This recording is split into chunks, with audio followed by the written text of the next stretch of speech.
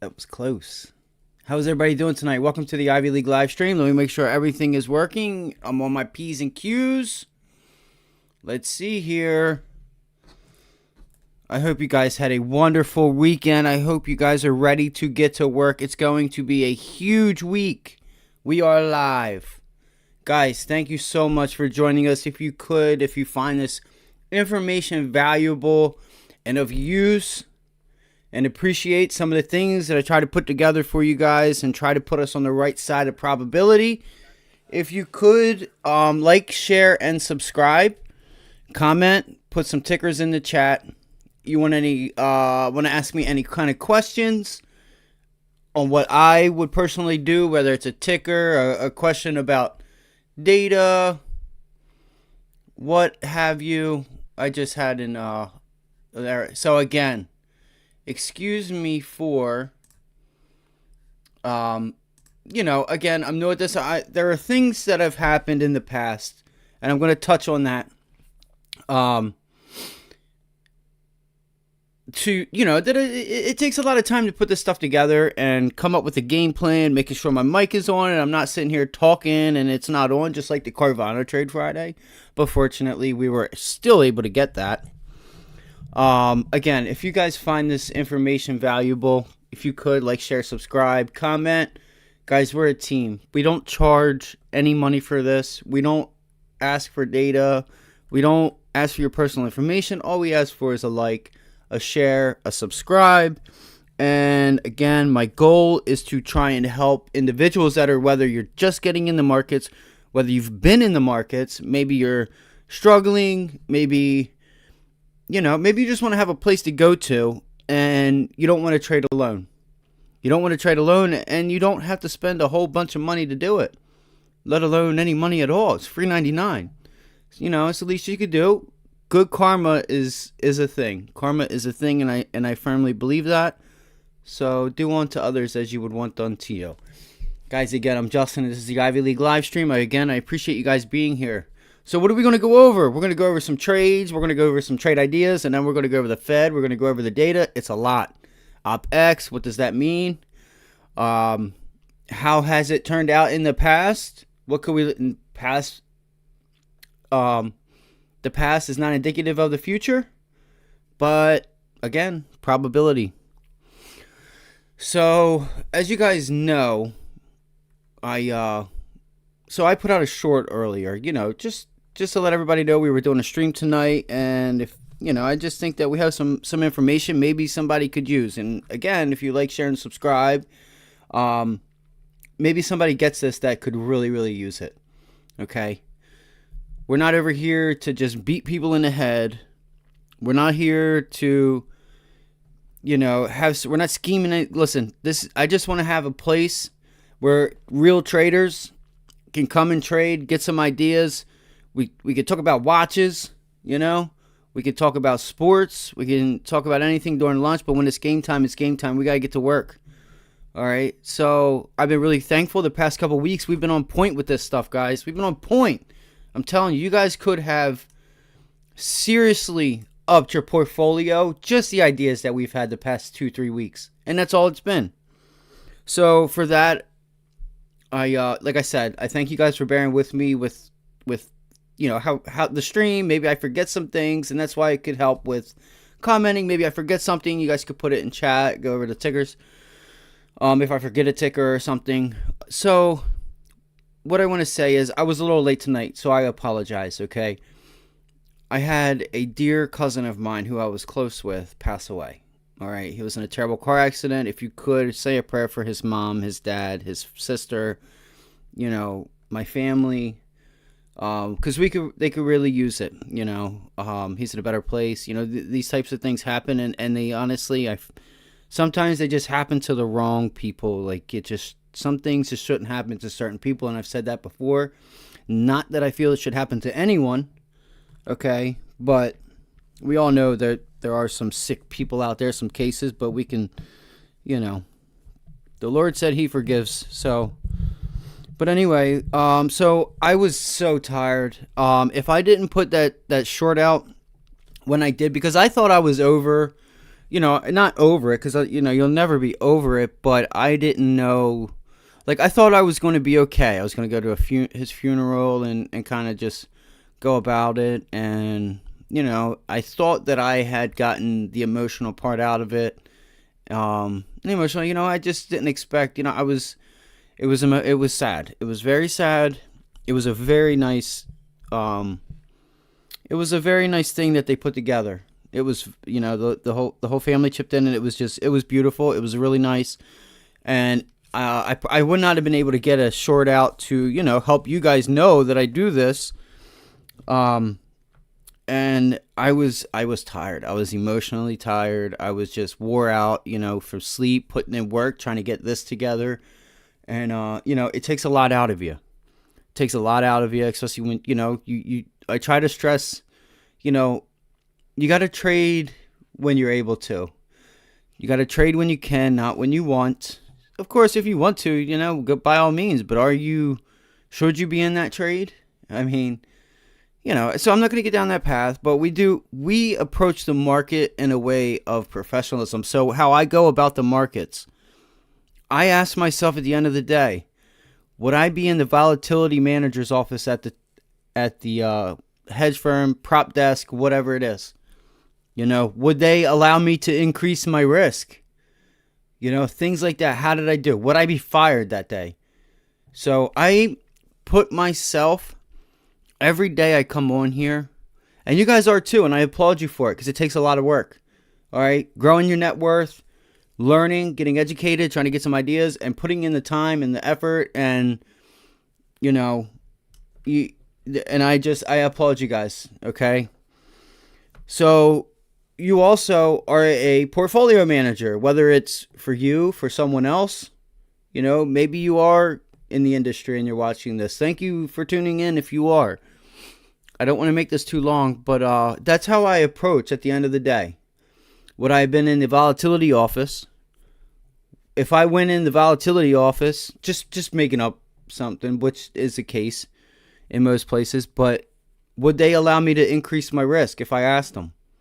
Would I have been fired that day? Did I make the right decisions? How would the head trader feel? So those are the kind of things I try to think of as a minute, because you gotta, while you're in a trade, and when you go to put on a trade, you're trying to dot your I's and cross your T's and dot your I's, and you try to be the best computer that you can be. You leave your emotion out of it. So I have an instinctive things when I see on the chart. I try not to think too much, because that is the brain. Okay, psychology. The market is 80% psychology, guys, if not 90, if not 95%, if not 95%. Okay, I'm going to say 90, 95%. I'm going to say 80%. Anyway, so first you do need to get an education. You really need to get education. And once you get the education, you need to still give it some time, because you're only going to get better. Okay, when I first got in this industry, I didn't paper trade or anything, but I also didn't, I feel like I went about it the right way. I did so good for myself.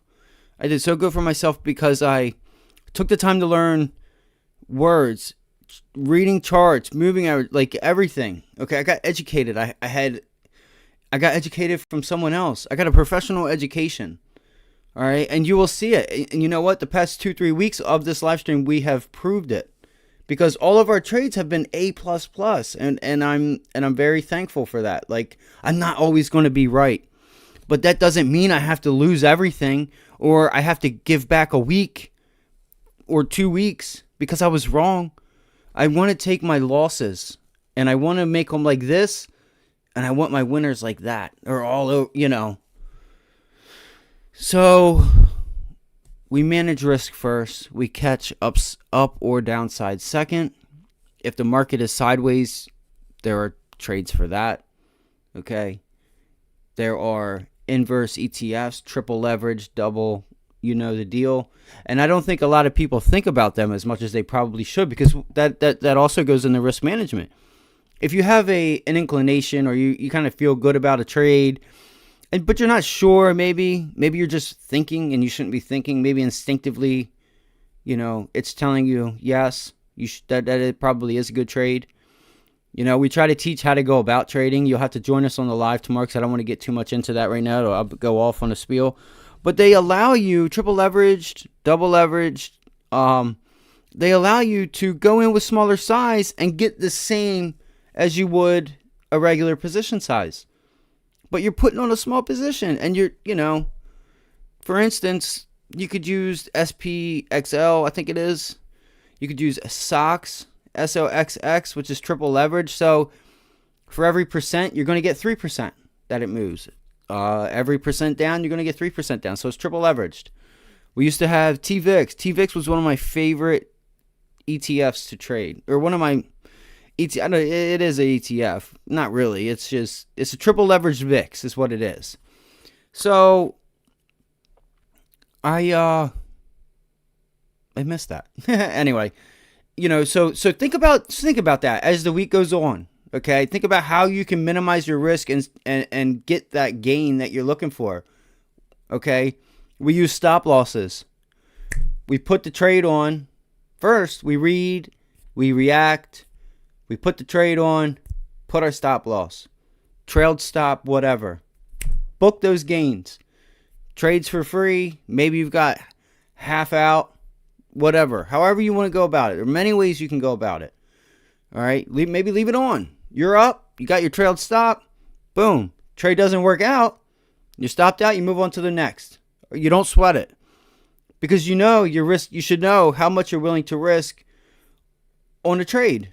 Now, whether that trade is like a high probability, a low probability, maybe you want to manage the amount that you're willing to put on and willing to lose. All right. As you get good, as I notice, like with me, I don't have to get stopped out. And I will be wrong in the future. Maybe I cut a trade off and I was right, and maybe it didn't even shake me out, or I get shook out. Maybe I just read it wrong. Maybe everything was right. Maybe, again, it goes back to sleep. Trade when you want, trade not when you can. Okay? Because sleep, whatever's going on with your life, you want to be sharp. Guys, you're in the ring with the best. You're in the ring with the Goldman Sachs. You're in the ring with the JP Morgans. All right? You're in the room, or in the ring with everyone else, not just here in America, in the United States of America, but you're around the world. All right? Professionals. All right? The automated computers that are run by a human. They do have a human behind them.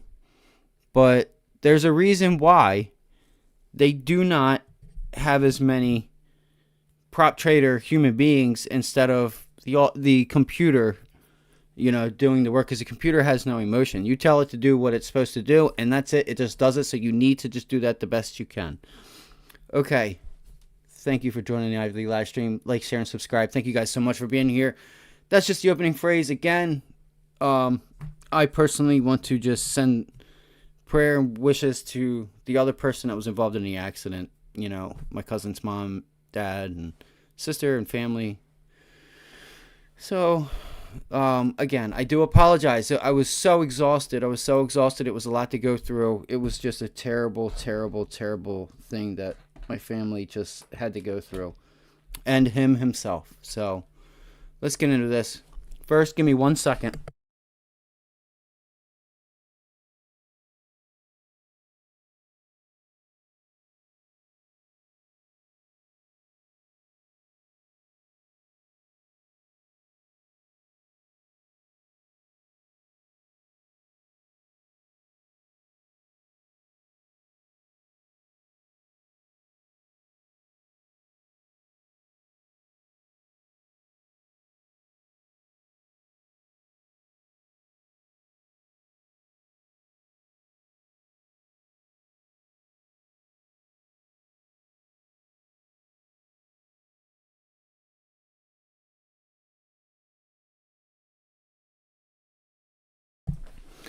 Probably should have done that before the damn stream. Okay. So hopefully this isn't too far behind. Tomorrow morning, I'm going, when we do the live, guys, we're live Monday through Friday, 7:30 a.m. to 4 p.m. We come in, we see what futures are doing, we see what data we have, what Fed members, whatever's going on for the day, the week. We come up with the game plan together. All right. We come up with a game plan together. We look for the north side. We look for the south side. Maybe we trade east and west. All right. We come up with a game plan. We put our positions on, or we put our where we want to get in, where we want to get. We get our targets together. Okay. We go over how we feel that day. What do we feel that like the market? So let's just say, for instance, I felt last week that maybe they should pause, and then today I feel like maybe they need to raise. So we're going to get into the Fed. Again, like, share, subscribe. We're live Monday through Friday, 7 a.m. to 4 p.m., a little after the bell, but we do come on enough time before the bell to go over, what news we might be waking up to, what is it, IBB? I think they got halted or something Friday, so I don't want to forget about that. That comes in and out of my mind all weekend about that. Okay, so what are we going to go into first? All right, let's go over the data real quick, gang. Thank you so much for bearing with me. Again, I greatly appreciate it. I'm working on getting this stream pretty, top notch, getting everything going for all of us. So this is Monday, gang. So Monday we have a little data. We do have a little data, consumer inflation expectation. That's not necessarily anything. You do have a monthly budget statement, okay? Monthly budget statement, okay? Right here, consumer confidence. That's why. So why is Westpac consumer confidence? It's weird. And then ours just isn't that big of a deal. Not too sure what's going on here. Maybe they don't have the times. That's so weird. They don't have the times here either. That's weird. I've never seen that, I don't think. So I said it Friday, gang. I said CPI usually, you'll start seeing it in other countries. Doesn't mean that it's going to. Doesn't mean that it you can kind of gauge it, but it's nothing is 100%. So you have Germany's inflation rate. Just keep an eye on that. That's at 2 a.m. Wake up, just see what the numbers were, see what the previous was, see what the estimate was, consensus forecast. And just see. You have unemployment rate there. Again, I say go over the data for the world. You're not going to remember it all. You don't need to write it all down. But you'll just start to see things, and you'll things will just stick out to you. It'll just stick out to you because, think about the S&P, the companies that are just in the S&P and the amount of them that do business not just here, but around the world. Okay? So, guys, this is going to be a huge week. I'm so ready to attack. You have no idea. All right? We're going to react, and we're going to make some goddamn money.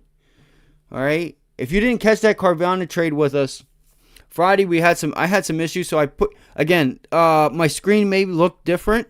I'm not sure if it does, but I changed my screen. I tried to do a couple things because I was having some issues Friday morning. Maybe it was just a day. Maybe it was Comcast.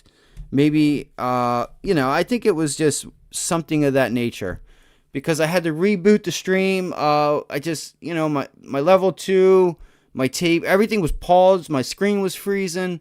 The charts were freezing. We drew out Carvana. We said pre-market. We wanted to test at $20 to really see what this trade brings. But again, in the beginning, when this Carvana guidance came out, and we're going to go over it, we said, guys, whether they raise guidance or don't, they're going to have to prove it first because they have screwed up so badly. They've screwed up so badly, and now you're going to raise guidance, and you're coming into an environment that's not going to be good. And wait till you see what we have with the SPY, the SPX gang for this Fed. The charts tell the story, guys. We got so much in store. Let's go to this data. Write this stuff down, guys. Tuesday's the big day. Inflation data. Core inflation rate month over month, core inflation rate inflation rate year over year. So this is the Mac Daddy. So what does that mean for Monday? We'll go over it, but you may see it's going to be one of two things. You're going to see a day, which I can kind of expect. You're going to see a day where there's not much going on, so maybe we get small caps. I felt small caps were coming on 2 weeks ago, and then they kind of popped up last week towards the end of the week. And if you join us Ivy League Trading, youtube.com, 7:30 a.m., 4 o'clock p.m. Eastern Standard Time. You would have known this if you'd have joined us. You should. I think you guys will like it. I think you really will. I think you guys could use some information. We go over lessons. We take questions. We go over trades. We're here to get it. We're here to work. All right. Again, we're just trying to make some money here. Put some food on the table. Get us to where we want to be in life. Maybe catch a nice trade. Get a new watch. Something. Maybe put a couple of nice trades together and you get a new boat. I don't know.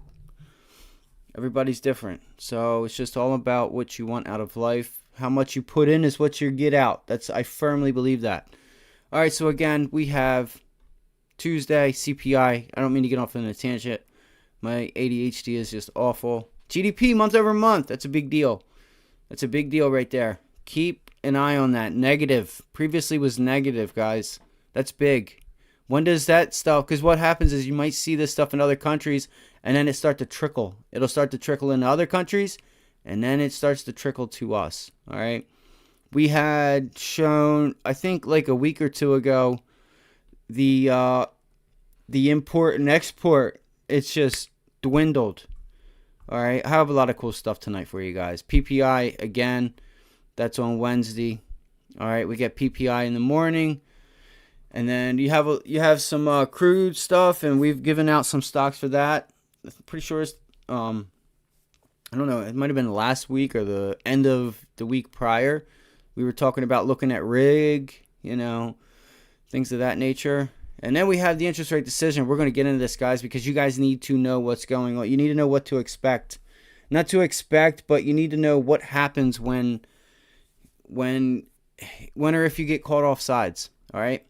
So 2 o'clock, all right, 2 o'clock is when it comes out. I think, 2:30. 2:30 is when Powell comes out, takes questions. All right. Japan, balance of trade. All this stuff is important, okay?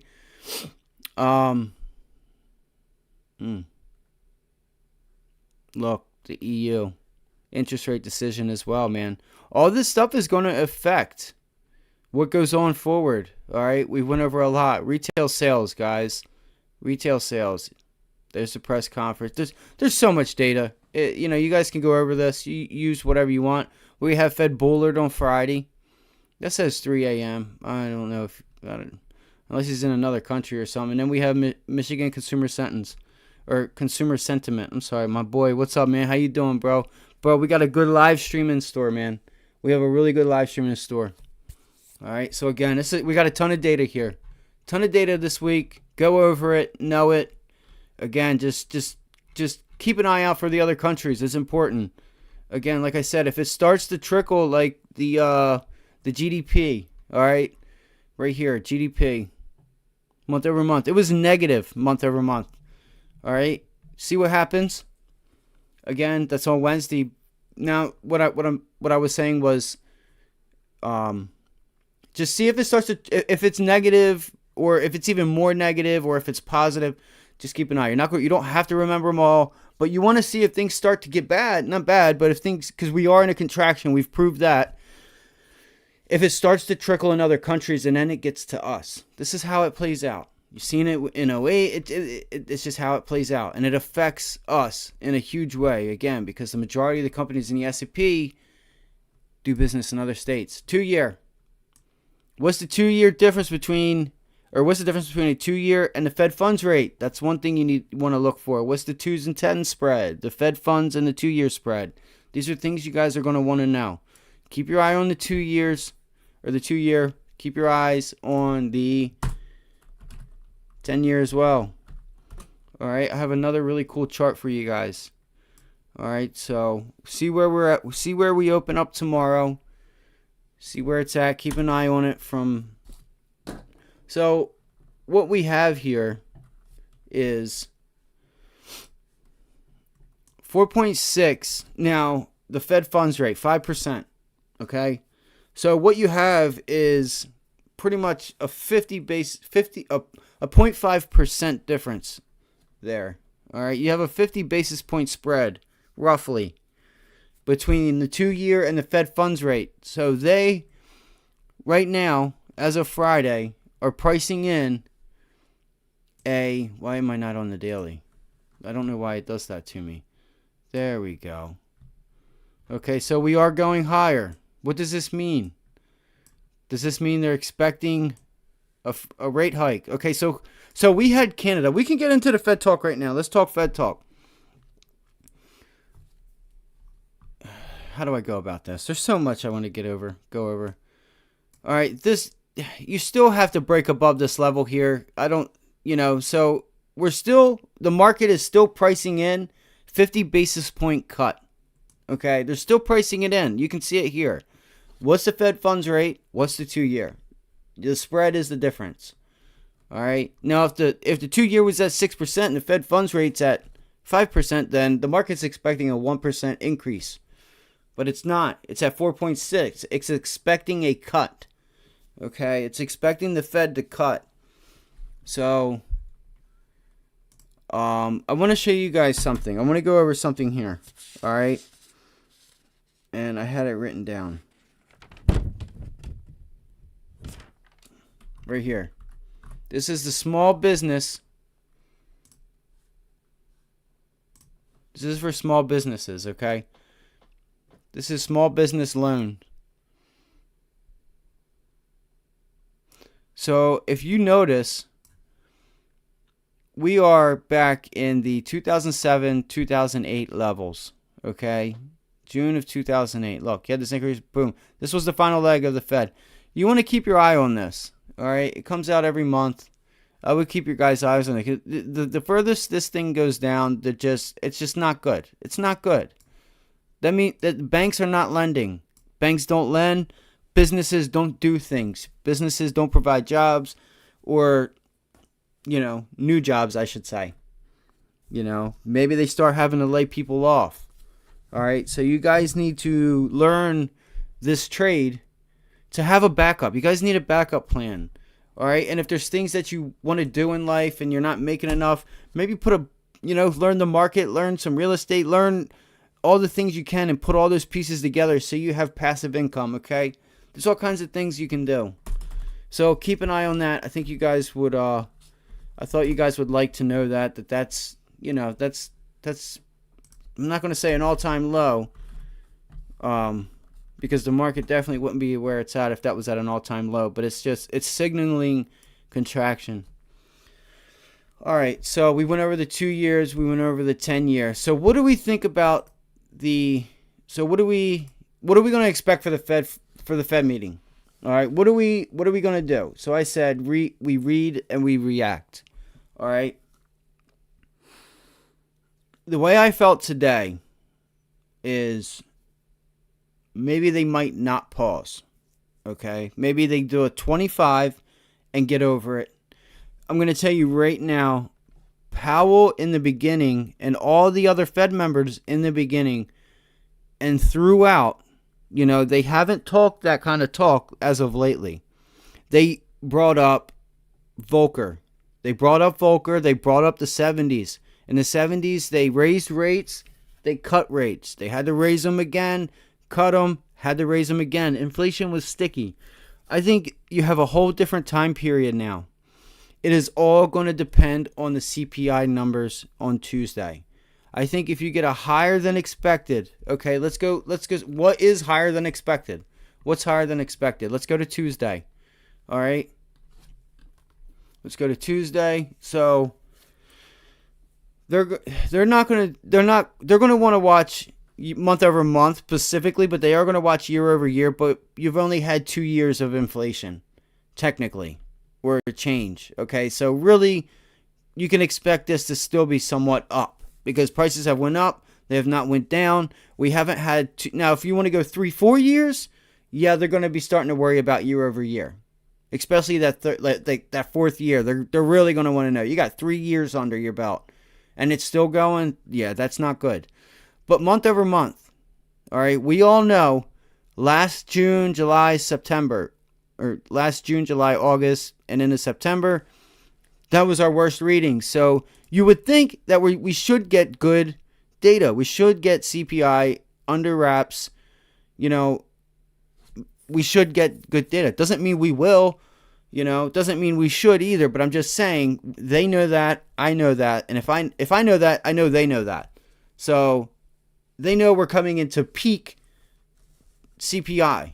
So with common sense, we'll tell you, okay, prices have went up. They've kind of stayed the same. They haven't necessarily went up especially as much. Again, inflation, the definition is the rate of change. Inflation is the rate of change. That's the definition. So forecasting 0.3 month over month. 0.3 month over month. Okay. Your core. Okay. You have regular CPI and you have your core inflation rate. Now this is year over year. They're expecting, or previously was 5.5, so they're 2 basis points underneath, 0.2 underneath, 5.3. They're forecasting 5.4, so they're keeping it within lines of last year's.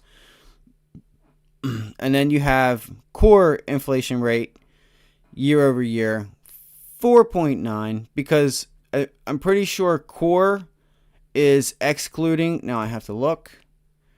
Which you can find it. I don't want to get the two mixed up. But,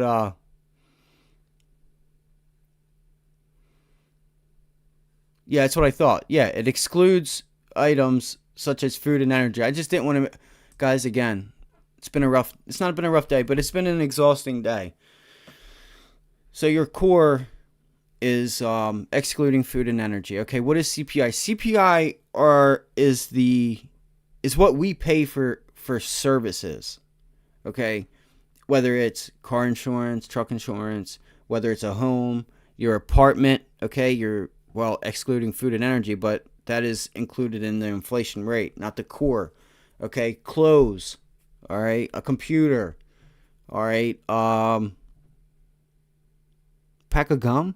It's like, is a pack of gum in there? No, I'm just kidding. That would be food or whatever. So those are the things that what it covers. It covers all those things. You have somebody fix your roof. You have a mechanic fix your car. You go see a doctor. Those are the things that are in core, and inflation is obviously all those pretty much services that you pay for, including food and energy. Okay? And then we have PPI, and that's producer price index. CPI is consumer price index. All right. So this data is going to hinge on what the market does. Listen, if we come right in line, it's because this is going to dictate what the Fed does. So the Fed does not want to be like Canada. The Fed does not want to stop and start. Stop and start. They have said that. They are specifically saying we're going to do more. They would rather do more and have to cut interest rates than to be back and forth with it, and it's sticky. They have literally said it, so you have to listen to their words. All right, you have to listen to the words. This is what they were talking about prior. They were talking about Volcker. Now we're at 5, and now they want to stop. Where's the Volcker now? So I thought they were gonna just let's get this over with, and I think they should. They should get this shit over with. I think they need to continue and bring some pain to bring prices down. They ultimately should, because there's so many people on fixed income or elderly that are on fixed income that can't stay up. They can't compete, especially if they didn't have if they didn't necessarily invest and get a return in their savings and they just put their cash in the bank. They're losing money. They're losing their purchasing power. And that's not the Fed's fault. But they don't teach that shit in school. So technically, it is the government's fault. They need to start teaching these things.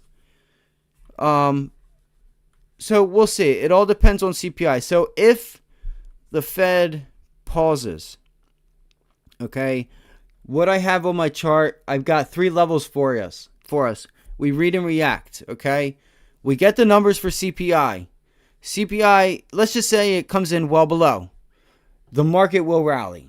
All right, the market will rally. Now, how much will it rally? It may not rally as much as you think because it's already priced a lot of this in. They have priced a pause in already. Okay. 2, if the inflation data comes in hot, expect another rate hike and expect the market to pull back. All right. we're going to go over these levels. Okay, but there's important things that I want to cover first. All right? You have to, let's just say, I'm going to come up with two different scenarios. Good CPI, bad CPI. We get good CPI. We get Powell. We also are getting the summary of economic projections, okay? I brought this up for you guys. You guys want to go over this. This was the last meeting right here, March 2022, 2023. You guys need to learn how to read this. All right? This is pretty much in this column is what they care about. What do they care about?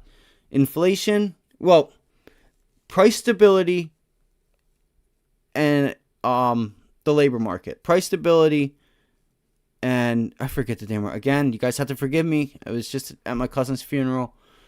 I was exhausted. I fell asleep when I got home, and I had some things together and prepared, and I had a little more work to do, and I was exhausted, and I fell asleep in my chair, and then, because I wanted to be here on the stream and good. So I took a half hour, 15-minute nap, and price stability and maximum employment. That's what they say. All right, that's their job. Price stability, maximum employment. Look at this December projection for the Fed funds rate, okay? Year end, 5.1%, pretty much 5%. Now, this is the median, all right? I'm going to teach you guys this. So you guys know Wednesday, you know how to read this data when it comes out, because institutions have, they have computers that just scan it, look for keywords, they have the numbers that they want in. They know. The computer already knows probably what they're doing tonight, tomorrow, and they will be doing it Tuesday, depending on the CPI numbers. And you will get movement from that, okay, depending if it's good or bad. And we're going to go over what's good or bad, okay? Under or over by how much. What's going to make a difference. And then you have, again, in the middle, central tendencies and then the range, okay? You have your median, central tendencies, and range. Here you have real GDP. So you're going to get GDP where they think GDP is going to be from now until 2025. And they'll give you 2023, 2024, 2025. Like they're going to graph for you their expectations of where they think, where we stand now, where we're going to be. And they do that with math. They do this with formulas. Unemployment rate, okay? PCE inflation. This is what the Fed uses is PCE. So you guys need to know that. They don't use CPI or PPI. Yes, they look at it. Yes, they use it. But they ultimately use PCE. Core PCE inflation. Okay. And then you have your Fed funds rate. All right. Projected appropriate policy path, Fed funds rate, December projection, which is year end. So you have year end 2023, year end 2024, year end 2025, and then you have your longer run. All right. Longer run, 2.5%. Like, seriously, we got to get away from that for a little bit. Okay. We got to get away from that for a little bit. All right, guys. So look, this is your GDP, unemployment, PCE, and then they won't have Fed funds rate on there because you can't really graph it. So median projections, let me zoom in so you guys can see this. Median projection, this is where they expect 2023. Now you can go to year end roughly. So they expect a half a basis, 50 basis points to 1%. So a half of a percent to a percent. 2024, we get in roughly 1, still about the same. I mean, I don't have a line here, so it's a little difficult to see, but that looks like just above 0, so 0.25,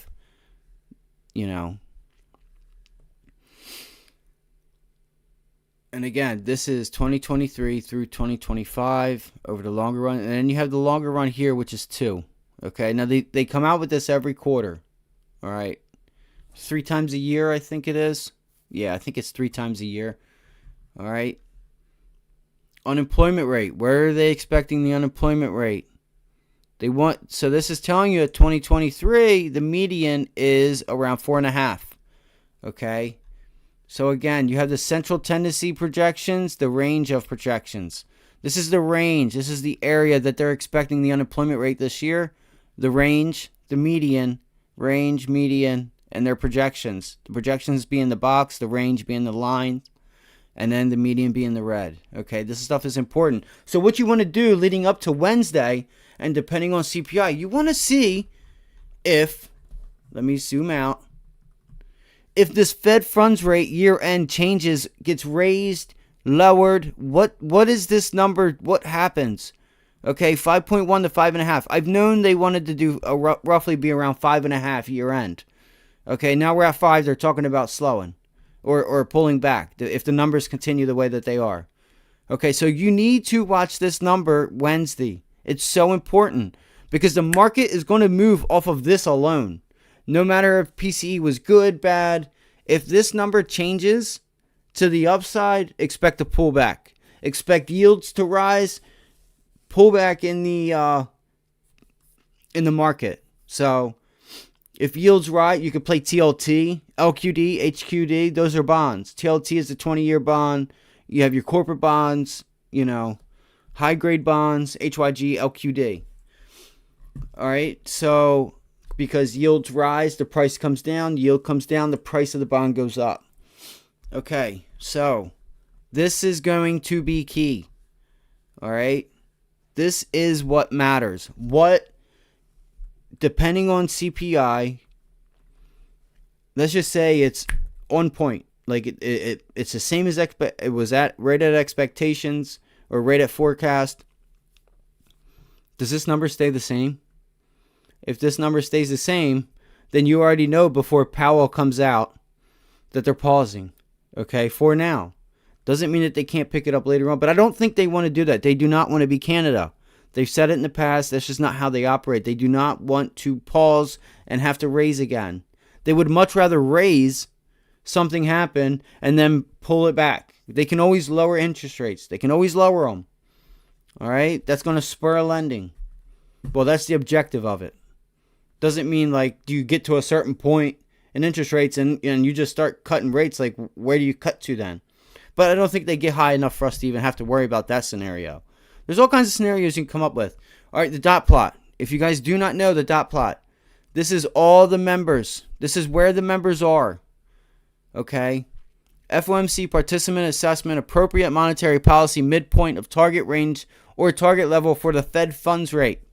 Okay, so you have one person here at 6%. You have 3, 4, 5 at 5 3/4, 5.5. Okay? This is literally the Fed. This is FOMC right here. So for each dot is each person's vote where they would like to be. And whoever the hell's down here at 2.5 to 2%, so look at this. Looks like an arrow. So that's the dot plot, just so you know. And if you don't, you may know, you may not know, but this is each Fed.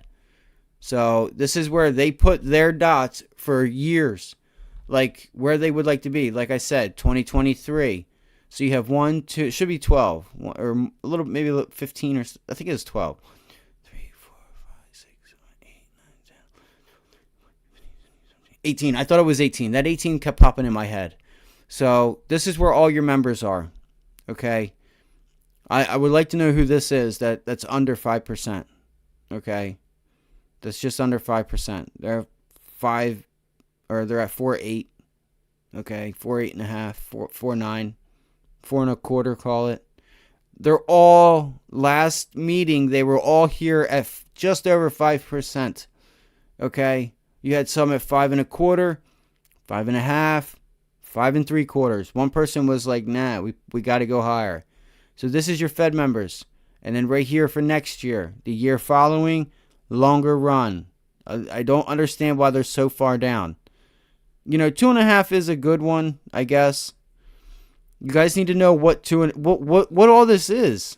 Okay, we can teach you that Monday through Friday, 7:30 to 4 p.m. Okay, free. Ivy League Trading, YouTube.com. But what does the Fed's fund like? Okay, their rates are at 2%. So who is using that? Okay, we can teach you that stuff. And so that's telling you somebody's getting it for 2.5%, and then Yeah, they get it for 2.5%, and then they give it for 3.5, 4, 5, depending on your credit. All right, there's a lot of stuff. Okay, stuff is a trickling effect. So again, your projections for GDP not so important because GDP is going to be what it is, but it's good to look at to see if any of it changes. Okay, these are very smart people. So again, you have your GDP. I can go over it if you guys want, but December projections, which is this dotted line, which is year end. Okay, year end, and you obviously. Well, I figured you'd have, I didn't know if they would have the year at the bottom or not, but they give you the measurement, okay? And then 2023, 2024, 2025, and then the box is their projections. This is what they projected last meeting. This is all last meetings. We're going to get this tomorrow, guys. All right, we can teach you how to read it. The main important thing is what was CPI and where are the dot plot and the Fed funds rate? Did they raise it? That's so important, man. It's so important, guys. All right? We haven't even gotten started yet. Guys and girls. We haven't even gotten started yet. Like, we really haven't. So we'll go over this more, though, as the week goes on. And as we get to it, we're going to have the Fed. We will have the Fed meeting live here on Ivy League Trading, YouTube.com. Again, you guys can join us live Monday through Friday, 7:30 a.m. to 4 p.m. just after the bell.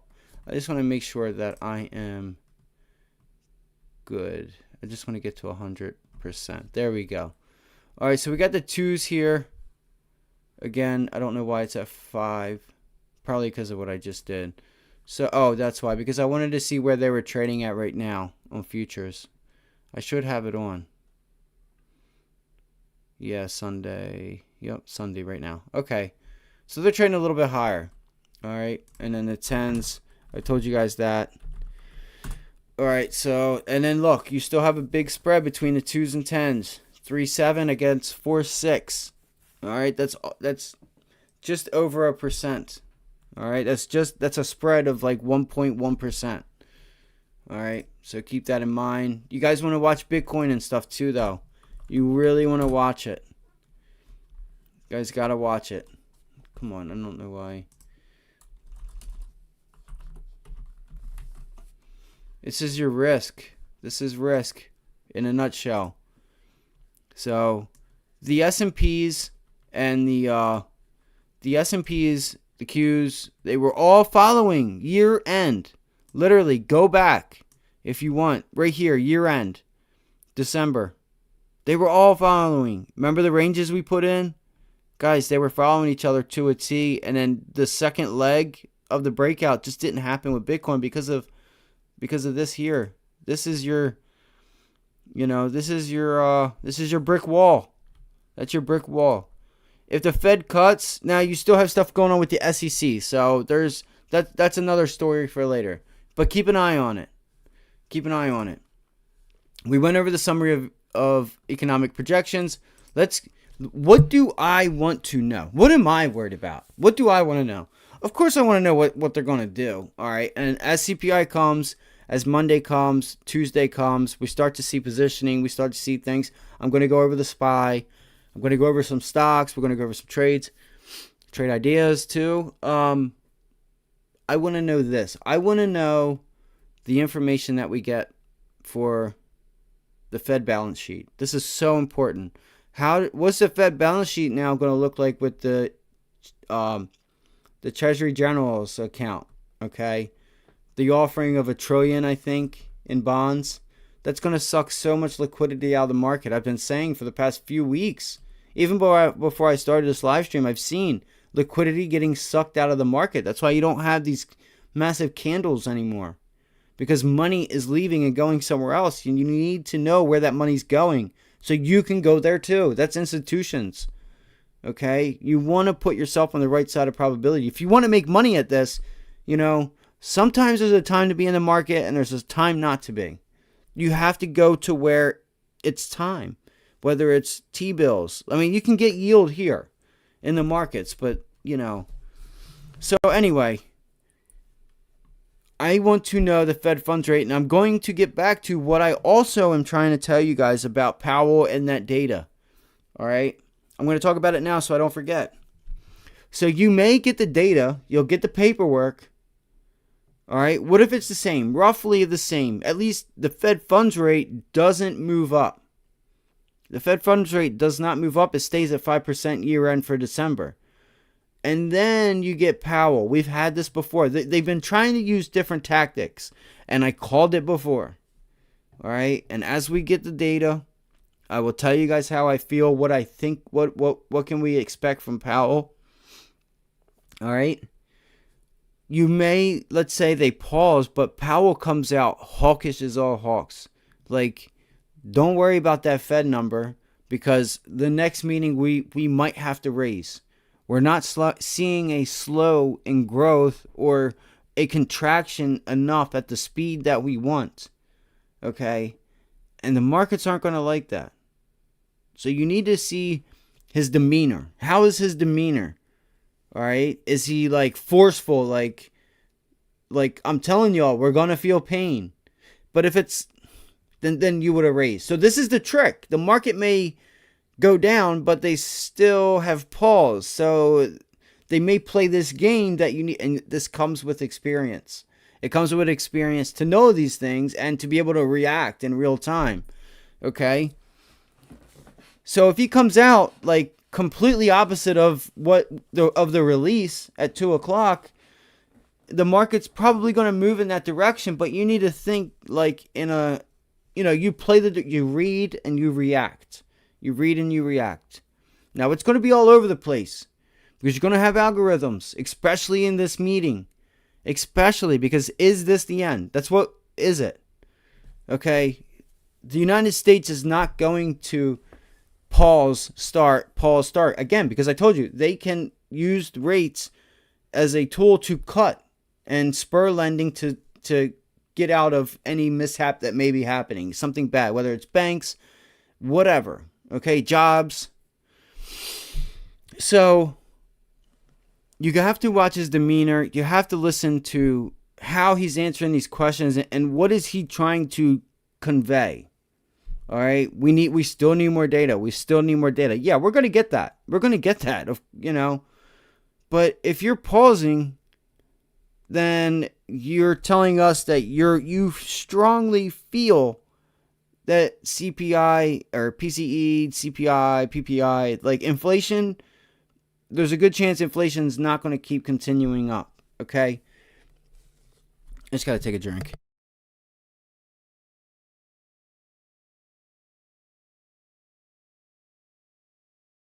And if he does, he is playing the market.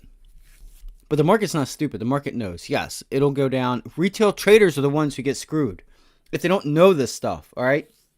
October, November, September. It was October, I think. I called it before. I'm like, yo, I think the paper is going to say we're getting 25. It was like 25. It was 50 or something. And then he came out and flipped the script. But I knew it. I had a feeling. I'm like, they're not going to be okay with the market going up. They're starting to ease. And he came out completely different. The market went down for 2-3 days on that Thursday and Friday, I'm pretty sure. And then the next week, we were just going up. So you need to read that stuff. Like, you need to know that. What if it comes out higher, but he's dovish? Okay? Now, this is year-end projection. Again, for December. Does he give the rate hike or not? Okay, and what is the rate hike? It's not going to be 50. If he gives a rate hike, it's going to be 25 because they would have never stopped 50. So we have shown on here why we also think he's going to pause, or maybe we get 25. If we get 25, it would not surprise me because that's just telling me that they're giving it their last effort to say, let's just put it in just in case we're wrong. And something else happens. But you have China opening up. Like, it doesn't seem as though there's any real issues to like worry about as far as pricing, as far as price stability. So I don't think that they do. Again, it all depends on CPI number. All right, they use PCE, but they look at everything. They look at all the data. All right, so just watch it, guys. We're gonna go through it, and we're gonna go through it live together. All right, I'm gonna make sure tomorrow and from now on, like the stream is on so that you're not behind anything. All right, so there's no lag. I want to know about the balance sheet. All right. I think the only way we get out, I mean, we could probably get it in the summary of economic projections, but I don't think they talk about the balance sheet too much in here. This is more for employment, GDP, and Fed funds rate, and PCE. That's what this is. Okay. So again, this is employment rate. So it doesn't necessarily give you their balance sheet information. That's actually on the Fed's site. Okay, this, guys, I want you to know about it. They have been wanting to let these bonds and mortgage-backed securities and all the securities that they grab, they want it to run off. Now, how much do they reinvest? Or do they even reinvest? Like, that's going to be a liquidity grab. I explained that on Friday, I'm pretty sure. Right? Like, what happens here? Like, how does that suck liquidity out of the markets? Well, if I have bonds, okay, and you come to me with cash to buy the bonds, I am not just going to hand you the bond and just hold the cash. I'm going to take the cash that you gave me and I'm going to put it somewhere else. Whether it's the equity market, whether it's back in bonds, wherever, I'm still going to put that money back to work, to fight inflation, to get ahead, and to not just get ahead, but make money. You know, because the dollar loses value over time. Things go up over time. There's more people being born. There's more, there's just... So that money being in the market helps spreads. It helps the liquidity in the market, which in turn helps spreads, movement. Like, you could get a liquidity suction and people are just worried that they may not be able to get in or out of their positions. But that's not the case here. Like, we're not in that type of environment. I'm just relaying to you like the importance of liquidity, because it tightens spreads. If you just have a few things going on, like if you go to another country that's not so liquid, the spreads may be huge. Okay, go to the small caps. They're illiquid. But when they're on, okay, when you have a float being traded, the spreads usually are pretty tight, depending on if it's like you had HKD go, and yes, the spreads were wide, but the stock went from $12 to $2,000. Okay, so that's the importance of liquidity. Liquidity also helps with movement. It just helps with a lot of different things. This is so important, guys. They technically haven't even really started on their balance sheet, and that was the other thing.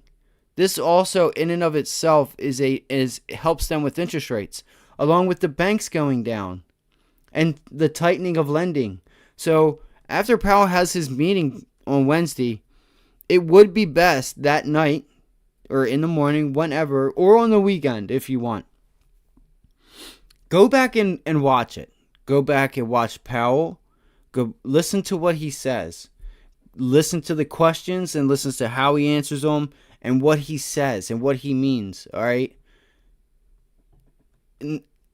They're going to ask about it.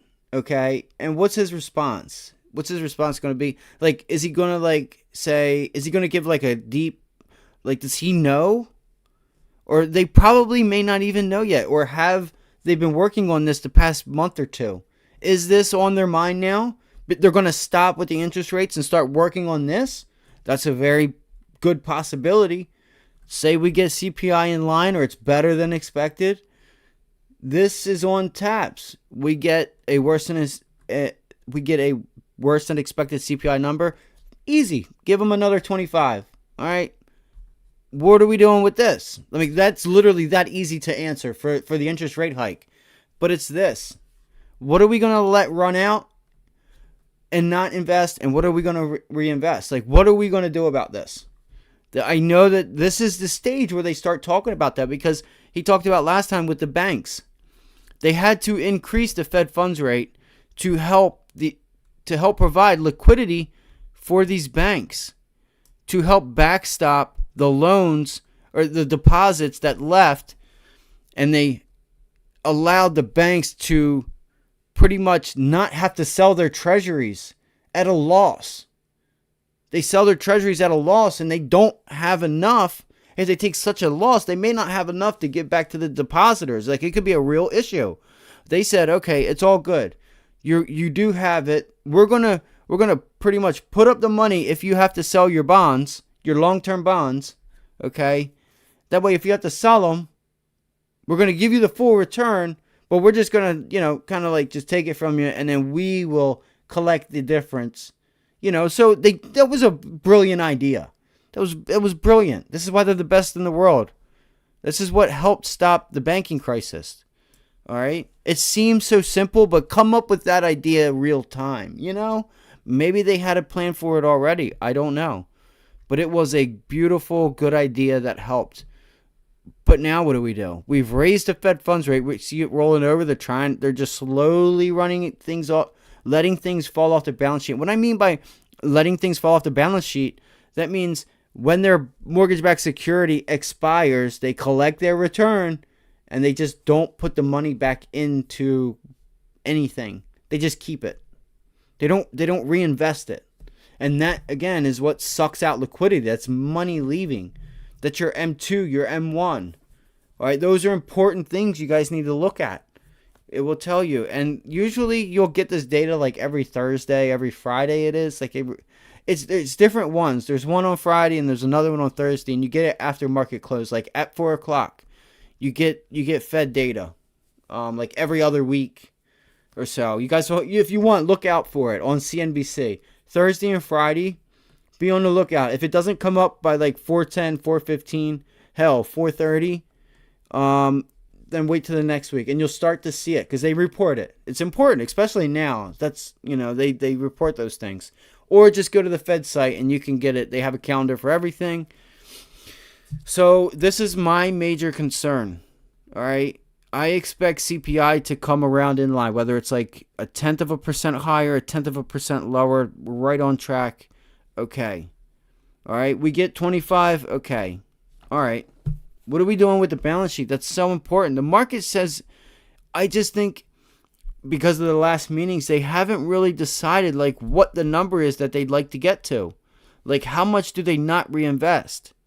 Do they not reinvest $1 trillion and get to $7 trillion? Do they not reinvest $2 trillion and do they want to get to $6 trillion? Where do they want to get to? What does that mean if you don't mind me asking? No, that's all good, man. How to tell if a stock is overextended? I like that. It could be the same for the reverse. How do you know it is? How to tell if a stock is just extended? All right. And you know what? A while ago, I gave out a good thing, like with the banks, with Tesla. I played Tesla long because of what the question you just asked. The formula for that. There's a lot of different ways you can go about it, but you just want to use your tools. I will touch on that right now. So again, the balance sheet, guys, we're just going to find out what do they do. They will this probably won't come out until the question, like somebody's going to ask this question. So I would look for that. It's important. It's so important. All right, let's go to Tesla. How do we tell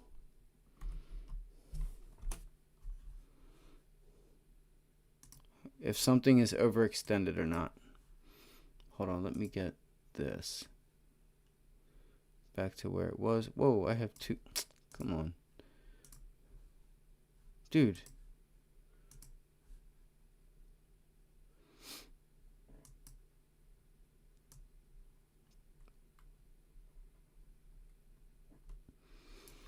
All right, let's bring up Tesla. All right. Oh, we do have Tesla. See the overextension.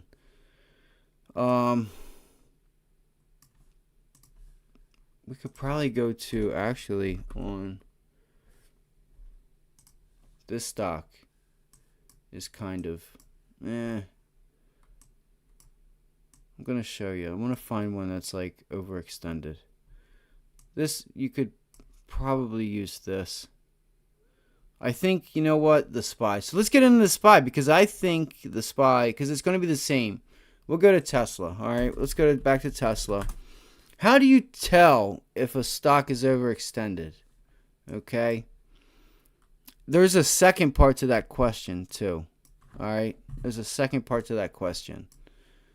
Let's dive in right here. All right. Do you guys remember this? We were long right here. I was long here. And I held it to like January. It was like the second week of January, third week of January. You know, this was such a great trade. How do we know if stock is overextended? So I'm going to use this to the downside, but it's the same for the upside, okay? It's the same for the upside. First, there's going to be a level. There's just going to be a level where your volume is going to start.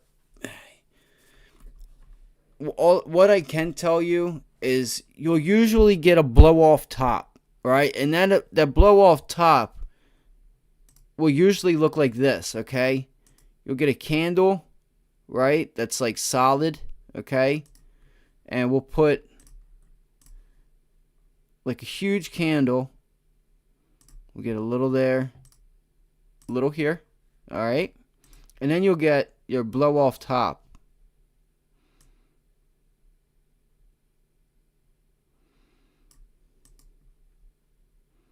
Okay, I'll make the candle like this. I'll make it like this. Well, if it's a blow off top, yeah, we'll make it like this, okay? And then we could have like a little tail. Then usually you could have a tail like this. Like you may not get it to this extent. Usually on the upside, this is what you're going to see. As far as a candle structure, you're going to see a big pull-out day. You're going to see a big breakout day. All right? You're going to see a huge breakout day. Everybody's on it. You're going to get an increase in volume, obviously. That's the one thing we always have to look for is because the volume never lies. The volume doesn't lie. You could have just no sellers and the candle be huge. But the volume isn't there because there's no sellers. All right? There's no sellers trying to short it, getting caught being short and having to buy back and then doing it all over again. And you have a huge candle like this or like this. All right? This was a blow-off bottom. You see the tail? All right? You see how you had the big blowout day. You had a little pullback. And once you got that pullback, bang, they were all on it. Look at the volume. There's more, though. There's more, I promise. All right? Bang. And then you got to a level, look at the tail, and it took it back. Took it back. You still hung in here. You could flip this. I could flip this. I forget. I think it's like minus. I think if I put in minus. See, I don't want to get rid of it. So I can. See what I mean? Put in minus. Now it's flipped. Oh, now my thing isn't there. Now my whatchamacallit's not there.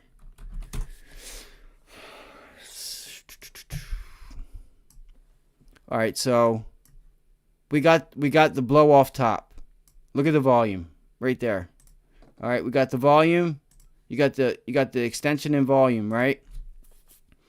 Look at these 2 days right here. Off of this one day, this candle, right? Look at those 2 day pullback. That 2 day pullback. Look at that. That was a sign of short covering. Same for the downside. You get a big pull out day. They come in all different shapes and sizes now. But you ultimately want to see the candle like this.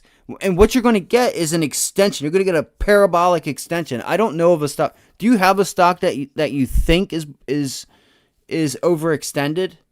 All right, because there's different ways to like an overextension to me is a big blowout through resistance, and then the second day continuation where it just boom, you get it again. You get profit taking and shorting. You have this long tail. You could have a long tail. It could be like this, but the volume exceeds it, and it's so like I said here. See how you had like this. See how you had. Sorry, you had this increase in volume to the downside, which you could do to the upside. Boom, an increase in volume. Like this thing's just going. It pulls back, and look at the pullback in volume is greater than the extension, but it holds, and then it tries one more time with an increase in volume and just doesn't really get anywhere, okay? And then what do you have? Oh, Meta's overextended. Yeah, I would not do. Meta's not overextended. Even you know what's so funny? So that tells me they don't even know what a PE or they have not looked at a PE ratio for Meta. Go look at their price to earnings. You know what's funny about that? Meta is actually the cheapest fundamental stock you can buy right now. I think they have I think their PE is like they're 12 times earnings. Nvidia. Do you know what Nvidia is? Nvidia is 100 times earnings. Nvidia is at 100. It's like 120 now, I think. 120 times earnings. Do you know what Apple is? Apple's probably like 30, 40 times earning. Like that's the premium you're paying. Meta is still down at like Dow Jones type valuate, like Boeing and your oil companies. It's like 12 to maybe 16. You'll have to Google it. What is Meta's price to earnings? And then go look at like Apple, Microsoft, and Nvidia, and then you tell me if they're overextended. So I'll bring up Meta, you know what I mean? But Meta hasn't had like a blow off top. Something like this, where you just had like a 12, 15 point day, and then another one, and then it just give out on you. And then usually you'll get this downside the next day. I'll make it red. And this is how you'll know that it's overextended, is you get a nice solid day, just massive green. It'll go up again and you'll get this long tail, and then you'll get something like this, right? You'll get something like that, but it will be red, okay? They come in all different shapes and sizes. You know what I'm saying? There's like not one specific way, but there are tools to know, and I'm showing you that. So this is just volume. You had an increase in volume, like you have an increase in volume on the way up, okay? And then you just pull back and hold it after earnings. That $30 a day, I think is when, yeah. So yeah, like I said, you have to watch. I don't know where you've seen him at, whether YouTube or not. I don't know who it was, and it's not important. Could Meta have a pullback? Maybe. We're going to look at the chart. I'm going to go to Meta and look at the chart, and I'll tell you my thoughts on it. So we have an increase in volume to the long side, and it's, you know what I mean? It's not, this is long. This is where the shorts are covering. Look at this. Look at that big ass volume in the opposite direction. It tries one more time, puts in a tail. All right? And then, but what else do we have? What else do we have? All right? Look at this. RSI is at 16. But look what happens. Or to know the long side. So this is also, like, if you want to know the short side. All right? Sorry, it probably doesn't need to be this big. So look at this, because I want to be able to put the stock so you can see it. So look at your RSI here, okay? Give me the circle. Okay? Look at this. Can you see that? If you could just like type yes or whatever, like Y, or that you can see it clearly. Because I really want you to see this. This is so important that you see that. All right?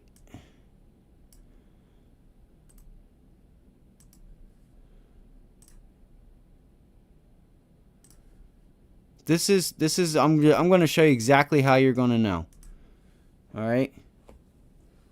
Just let me know if you can see the tip of this RSI. I don't know if you're on your phone, if it's clear enough, if there's a way I can zoom in. All right. Anyway, look at this is your RSI right here at 1591. And where's the candle for that? The candle for that is right here. Okay? The candle for that. The candle for that, there we go, okay? Can you see that candle? So I didn't know what it meant or what it was. So like overextended means it's just he thinks that Meta has just went to the upside too much. And guess what? That right there, that is sentiment that the market uses to go higher, because the retail trader and the individual thinks that the stock is just, it can't go any higher. It just can't. And guess what? You miss out on the returns. That's when I talk about sentiment. Remember how I was telling you about how everybody in the market said the first half of 2023 is going to be the recession? We're going to have a down year. The first half to get an upside, the second half. And what happened? We had a completely upside, so we should probably expect a downside the second half. Completely opposite of what people think. That is the sentiment of the market. Okay? Like, that is the sentiment. So here's what we have. You have your RSI. Okay, I got to extend this out so you can kind of see it because it just the way the RSI is. So here is the candle. Here's the RSI maxed down. Now you can do this for the upside too. But what happens on the new low here? This is the final low right there. Shit. I just want to make sure you guys can see the circle. This is a good lesson. I'm glad you asked. What happens? You made a new low. Shit. You made a new low, right? Well, what did the RSI do? The RSI made a higher low. That's bullish divergence. To the upside, that would be bearish divergence. Okay? The RSI, the momentum, the underneath, the money, the push and pull of the market is bullish now. You had a low put in with a lower RSI. You pulled back. You had a huge extension candle. But the RSI, so technically the candle's here at 104. Like this RSI should be down here. It should be down here because the stock made a new low. The RSI made a higher low. And then look, you gap down. Where is the RSI? It's going higher. This is to the downside, which you can use for the upside. Now, if it was to the upside, the stock goes up, but if the stock makes new highs and the RSI is making lower lows, then you have bearish divergence. That's divergence. And then I can go to the MACD and do the same thing. You know? So this is why I say it's important to use the tools. The stock's making a new low. The RSI made a new low. The stock made a new low. The RSI made a higher low. It didn't make a new low. It gapped down. Because look, open, close. You gap down. You had a gap down. And the RSI is up here. It's going higher. Relative strength index. The strength is to the upside, not the downside. If that helps, man. And you had volume. You know, like, so that gap down, this RSI should have been down here. It should have been continuing lower. It wasn't. It was going up. Bullish divergence. You need to find out what bullish divergence and bearish divergence is, along with volume, along with the candle. So these are all the things that you can do to help you, like, have a persuasion in the direction. All right? It's you know, and you're going to see this, and it doesn't matter. So this is the thing. If you're playing options, you just have to give yourself time because you don't know when it's going to switch. But you do know it's putting in higher highs, so it's coming. It's put in new lows, and the RSI is coming up. It only took a few days. What was that? 1219. So, and guess what? We were long on this candle. You had the gap down, and that's what's important because you'll get on the upside. You'll get the gap up on it. You'll get a gap up. Try to extend on a day like. Sorry. And I tried to do that here. I didn't do it too well. But on this extension candle, you'll usually get a gap up.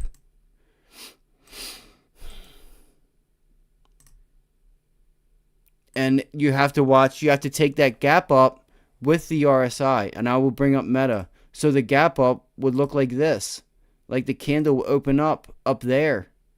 Okay? Like you would gap up if it's overextended. But if he's saying it's overextended, he's just saying that the stock has went up way too much. Listen, the stock got beaten to death. The stock was down 80%. So you should at least expect an 80% upside to just break even and then go from there. But it's getting to like the top end of it. So it may not get to the top until they have an earnings where the earnings don't justify the price. But again, Meta is still only 16 times earnings compared to all the other tech stocks. A lot of I'm going to tell you right now, dude. A lot of these people do not know what the fuck they're talking about. Excuse my language. Okay? Just because he feels that it's overextended doesn't mean the stock is overextended. And in fact, if he knew better, he should already know him saying that and taking recognition of what he's saying means he should probably be long. Meta's not going to stop. I'm going to pull up the chart. We're going to pull up the chart and we're going to let the chart tell us if it's overextended or not. But I can tell you right now, price to earnings, it's actually one of the best stocks you could buy. It's the only big tech FANG name that you can buy with the lowest price to earnings right now. It's the only one. All the other ones are 20, 30, 50, NVIDIA, AMD. They're all 120 times earnings. That's crazy. The average PE you want to be in around is like 14 to 18. Like that's what the S&P usually trades at. It's hit like 20 times earnings. Meta is like 16, 17 times earnings. Meta still makes a lot of money in ad revenue. Listen, Instagram, WhatsApp, Facebook, Oculus, like they still have a lot of things that they do that they're still collecting a huge amount of money, and not just here in America. We don't know, like, does he know how much India is using? What if Facebook is just like going crazy? What if that's what they use over there, or Europe? You know what I mean? It doesn't have to be the same here. Like Snapchat, a lot of younger people use Snapchat. Snapchat just can't make it like profitable as they should. You know, just like different things. Let's go to Meta. Hopefully I erased everything. Let's see what the chart says. All right. This stock was pulverized, bro. This was the best buying opportunity in a long time. Look at that island reversal. Back gap up. All right. Let's see if this stock is over. I know it's not overextended. I'm going to tell you right now, I would be a buyer. All right. I would be a buyer on pullbacks. You look at this gap. You still have no price action here. You still have at least to 293, 300. That's still $30 of upside, $40 of upside. When you start getting here, then we can talk about overextended, but it's not. A stock that just slowly grinds up is not, that doesn't mean that it's overextended. Look at the volume. Look at the volume. There is still institutional ownership. That's the only thing you should worry about. Are institutions buying this thing? If they were a seller, I can tell you right now that there would be sell candles. There would be more candles like this.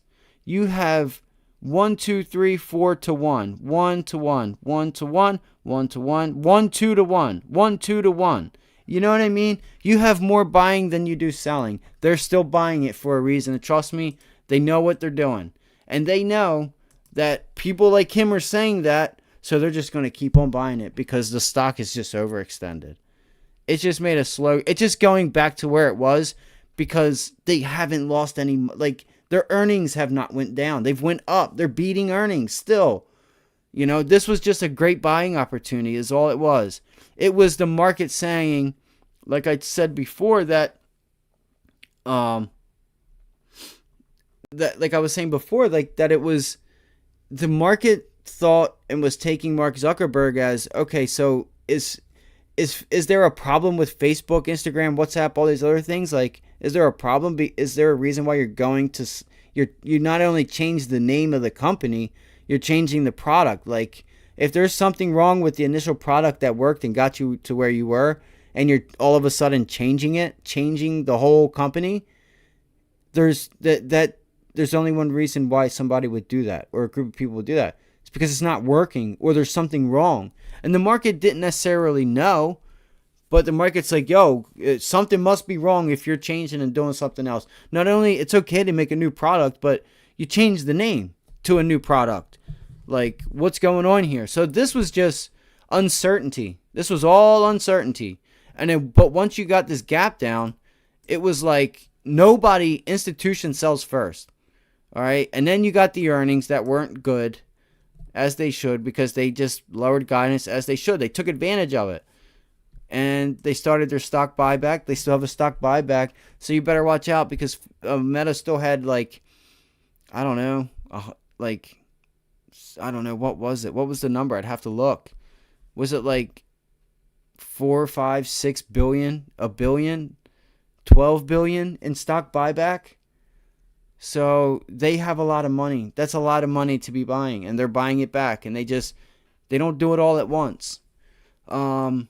So let's look at the internals. Let's look at this. We're going to see. But it's not. I know it's not. I don't even have to look at the chart because I know the price to earnings of Meta is like 16. It's actually the lowest. Like if you were to buy Meta, you're paying a less premium for Meta than you would Nvidia. You're paying pretty much 10 times what they make now for future revenue. And if they don't make 10 times their money in like 10 years, you're not even going to break even. Or if they do, that is your break even price. But as you get to 10 years, they're going to be a premium for further growth. Okay, you just got to learn what like price to earnings is. And price to earnings is ultimately the premium that you're paying for a company. So you're paying 16 times earnings for future revenue. This is interest rates. Okay, interest rates have a bearing on these things. Let's see. Like look at the RSI. So now here's what you can expect. All right. So if Meta starts to make a new high, all right. If Meta starts to make a new high, all right, and the RSI does not go further, I got to get into the S&P. So here you go. You had a big drop here on low volume. Now this RSI, let me bring it down just a little bit. Let's say Meta starts to climb, okay? Meta starts to climb. And it puts in a lower, or let's just say it puts in a higher high. We've put in a higher high. And then we have the RSI along with this. So we've put in the high right here. That's the high. I'm going to circle it so I know where it's at. Okay, we've put in the high. So we go. And then the RSI, as the stock goes higher. Okay, this RSI, you're going to want to watch it. Watch it. Let's say it goes to like right here. Okay? Well, it's going to be there because of the candles that I have drawn. Okay, let's center it up. Okay, you see the RSI. Let's just say this RSI. Sorry, I'm going to go quick. So you want to see this to let you know, and you still need to give it time to short. Let's go to where the candle is, and you want to see that, okay? And then you're going to go, and it's going to make a lower low, and then it'll make a lower high as the stock goes. So this is the RSI. See here? Okay, this is the first sign of overextension, and it might be because the SPY's doing the same thing. All right, see how you put in a higher high? And look at these tails. See those tails? Like, that's a major resistance. That's a major resistance. Let's say we blow through it. What if you get news or something? Okay, then you want to watch for this RSI here.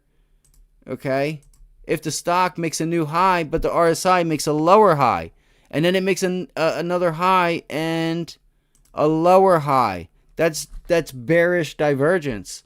Okay, and then you'll get the, to the downside,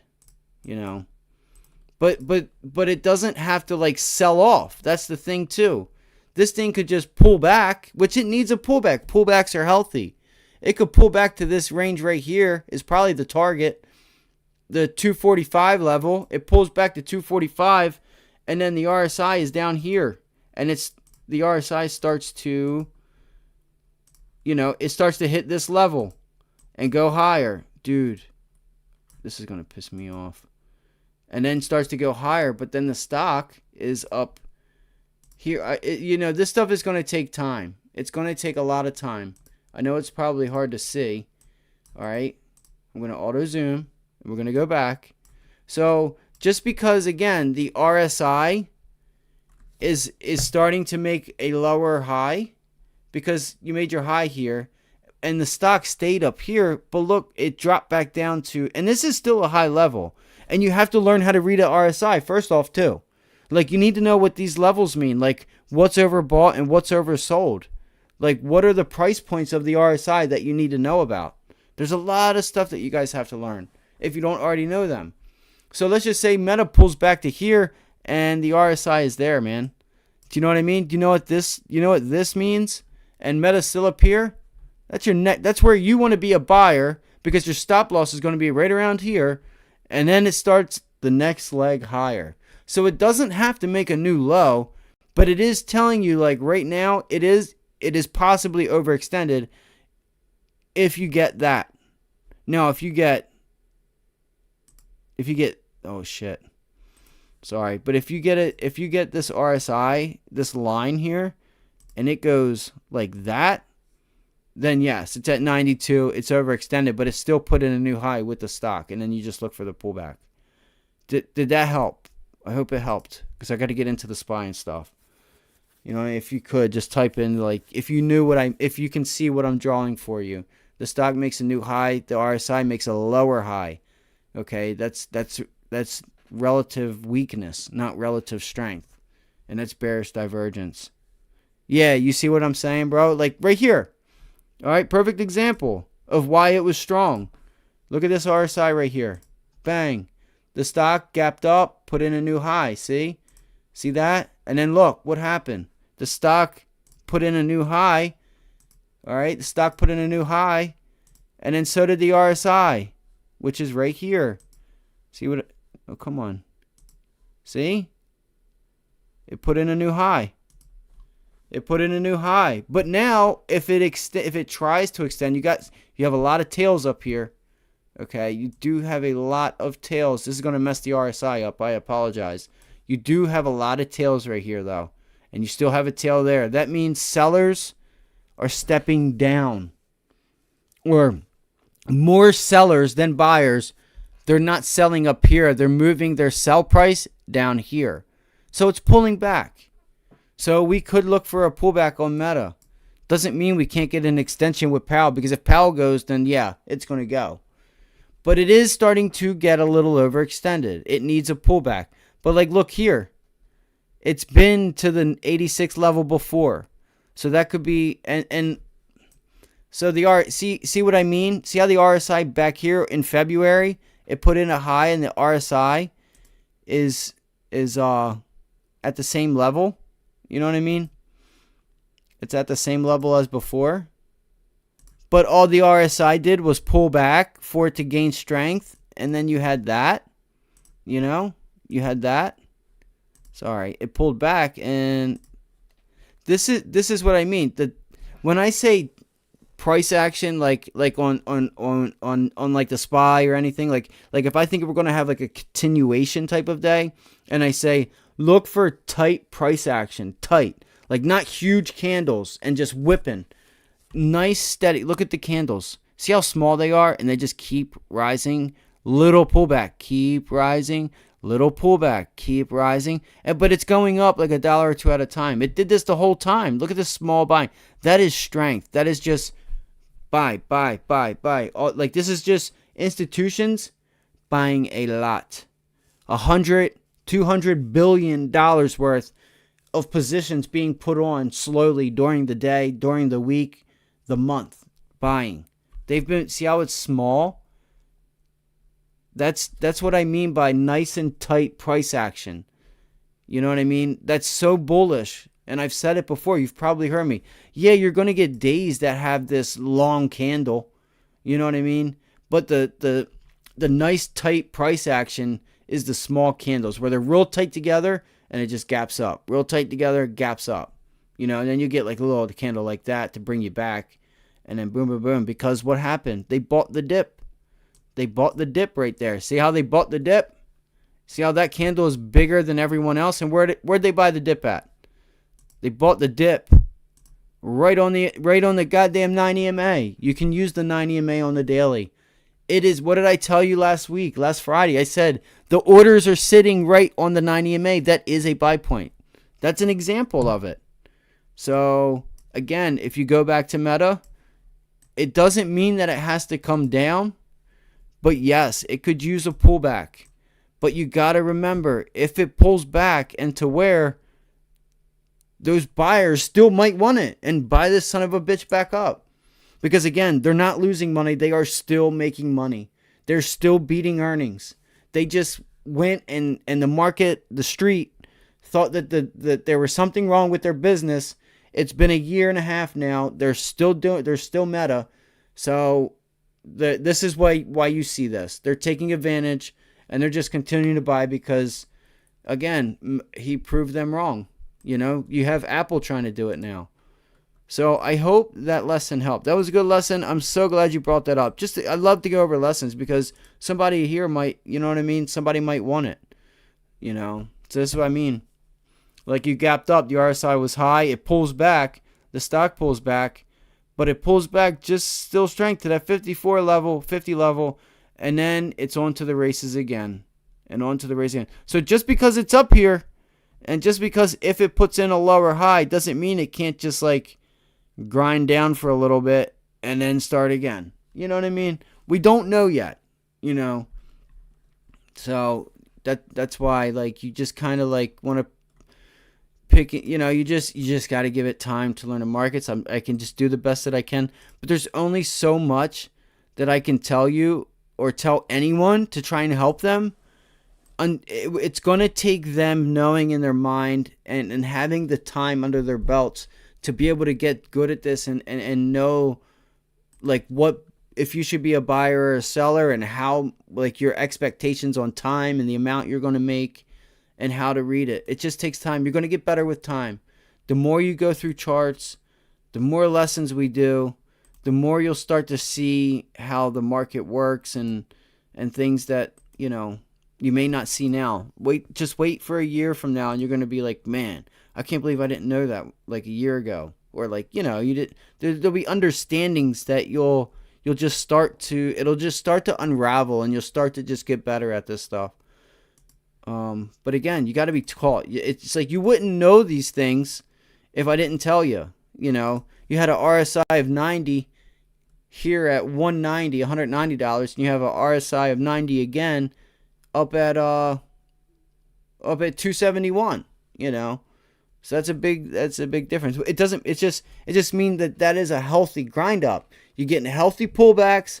And then you're grinding higher. You're pulling back. You're grinding higher. Like that is strength. That is getting underneath of it on the pullback and giving it the support that it needs to hold to grind higher. You know, that's ultimately what the RSI is and what it's telling you. So I want to get into the SPY, guys. What is the SPY telling us for the rest of the week? Is it giving us a hint on Powell's interest rates? Damn, it's already 11:30. I think the SPY might be due for a pullback. Let me get rid of these candles. All right. Let me get rid of all of this stuff because I don't need it on here for me to forget. And I have so much, because I still have so many small caps on here that I don't even want. There's going to be a small cap I'll probably go back to that I shouldn't even have charted. Well, I mean, not charted because I could have played it or something. But I'll go back to a random ass stock and then there's all these lines and shit on it. I'm like, it just takes up a lot of memory. You know, once you have like every goddamn stock in the world, excuse my language, but every stock in the world charted and then your computer's like, you know, you just got to think about those kind of things. So look, guys, I put up 3 levels. I gave us 3 levels. I think the SPY is going to be great learning experience. It's going to give you guys an insight on how to read the story, kind of like how we read Meta. So if anybody thinks anything is overextended, the one thing you guys should be doing is know price to earnings. Know what it is. Know how to calculate it. Like Nvidia, if it's at, it was at 100. It might be at like 116 now, 120. You're paying 120 times earnings.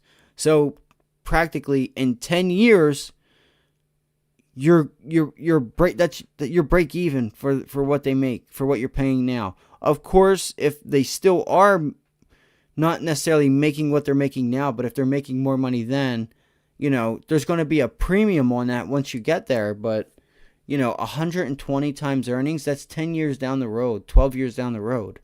That's ultimately what you're paying for. If I make $100 a year, or my price to earnings is $100, and I'm charging 10 times earnings because I think I have a good product, that means you're paying $1,000. That means you're paying 10 times what I bring in. You know what I mean? For future growth. That is the premium you're putting on my business because you think there's something really good there. I got something. You're paying for future earnings. And this is what interest rate has effects on. Like, you have to go through. Listen, I will do this lesson tomorrow if you guys remind me. I will go through and teach you how to read where interest rates are and companies' cash flow. Like, what does price to earnings mean? How do you add it up? How do you know from if interest rates are 5% and how do you know like what PE a stock should be with their earnings compared to where the interest rates are at that time? Because it's important. It's so important. And I'll teach you guys that tomorrow. It's a really cool lesson. It's cool. I think you guys would really like that because it'll give you insight on like putting the pieces together and saying, should I buy this stock or should I not? Or is this stock undervalued and nobody's talking about it? And their revenue's good. Like the past 3 years, they've had an increase in revenue. Like their earnings have just went up 5, 10, 15% for the past 3 years. And the market hasn't priced it in yet because, they're too busy worried about AI stocks or they're too busy worried about oil or something. And it's going to get time to get there. And if you have an increase in like we'll say 5% every quarter, what's that mean for 5 years down the road?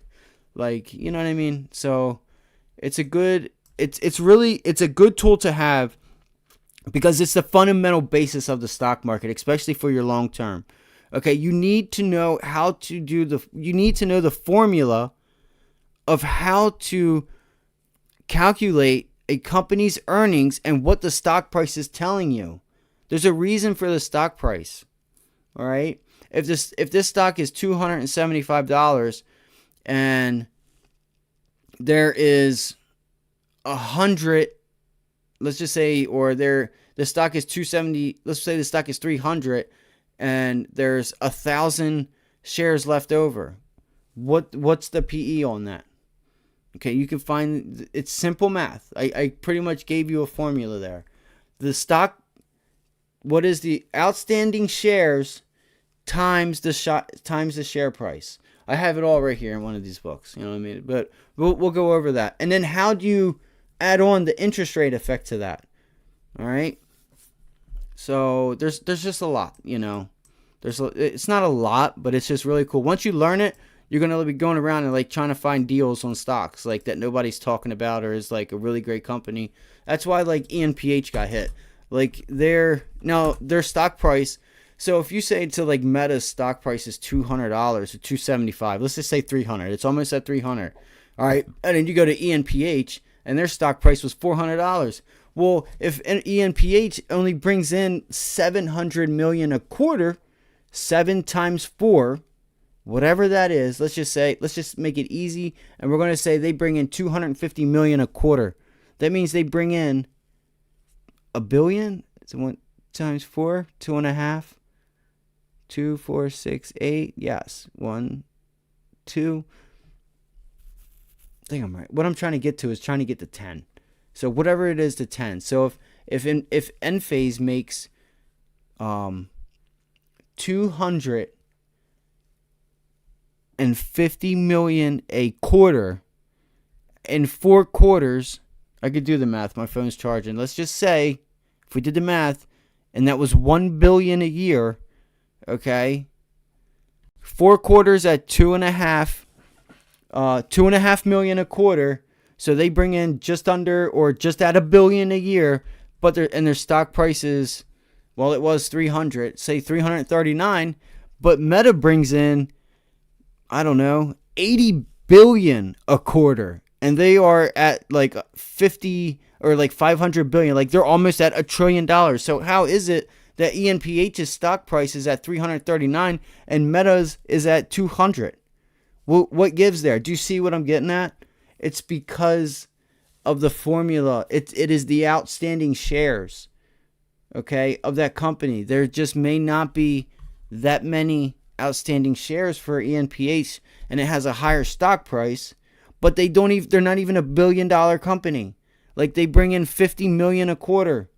That's like $500,000 a year. They don't even make $1 billion a year. Or bring in total EBITDA, earnings before interest, taxation, depreciation, and amortization. That is pretty much total income brought into a company before the taxes, before the depreciation, amortization. All right, just Google what EBITDA is, and it's just what money comes in before anything, before you pay your bills, pay yourself, claim the trucks that you bought that are losing value, claiming the interest on the debt that you have. That's pretty much what EBITDA is. It is what is the money before anything, before your debt, before your write-offs, all that. What is the total gross revenue? Total gross revenue pretty much is EBITDA.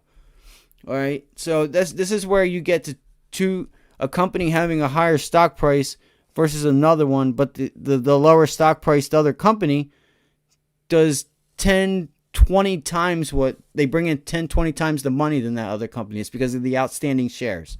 All right, we got to get into the SPY. We'll get into that this week, I promise. It's such a good, that way you know what the valuation of a stock price should be, and that could kind of help you be short or long. Or is it just long because there's an expectation for AI, as an example, for future earnings growth, because it's something new, it's something that's being used, and it's of use. And they're putting a premium. They're packing on a premium for future earnings. Okay, let's go. Let's go to the SPY, guys. So what am I seeing? What is the SPY seeing? I know it's late. I do apologize. At 9:30, 10:30. So it's been about, what? So if I was on even at like 10, so it's been about an hour and a half. Okay. Nah, man, you're good. Listen, here's the thing, Collins. If you're asking the question, I swear to you, there is somebody else that's going to see this and wonder the same thing. They're not going to know. This is why I ask people to ask questions. This is why I want you guys to ask them. Because if you're asking it, I'm going to tell you right now, there's a million other people that are wondering the same thing. You're not the only one. And even when I was starting, like, I didn't really have YouTube when I was like, the stock market was not like it is now. So I've been on for about 100 minutes. That's not bad. It is kind of, but listen, it's going to help somebody else. So it's so important that you ask questions, man. Like, it really is, because there's somebody that's wondering the same thing, the SPY. Or I put these little targets up here. We'll see what happens. We're going to go to the SPX, okay? Because that is where the charts are clean. Let's go, guys. What's the SPX telling us about this week? I might get out of the camera view because I'm just going to lean back because this is good. All right? I got to worry about the mic, actually. So, what do we have here? We had the SPY broke out. So, this run here, all right? So, just so you guys know, and there may be more if CPI is good and Powell does not raise interest rates with a good CPI, what the market is doing, the market is pricing in the Fed not giving us an interest rate and CPI is under control.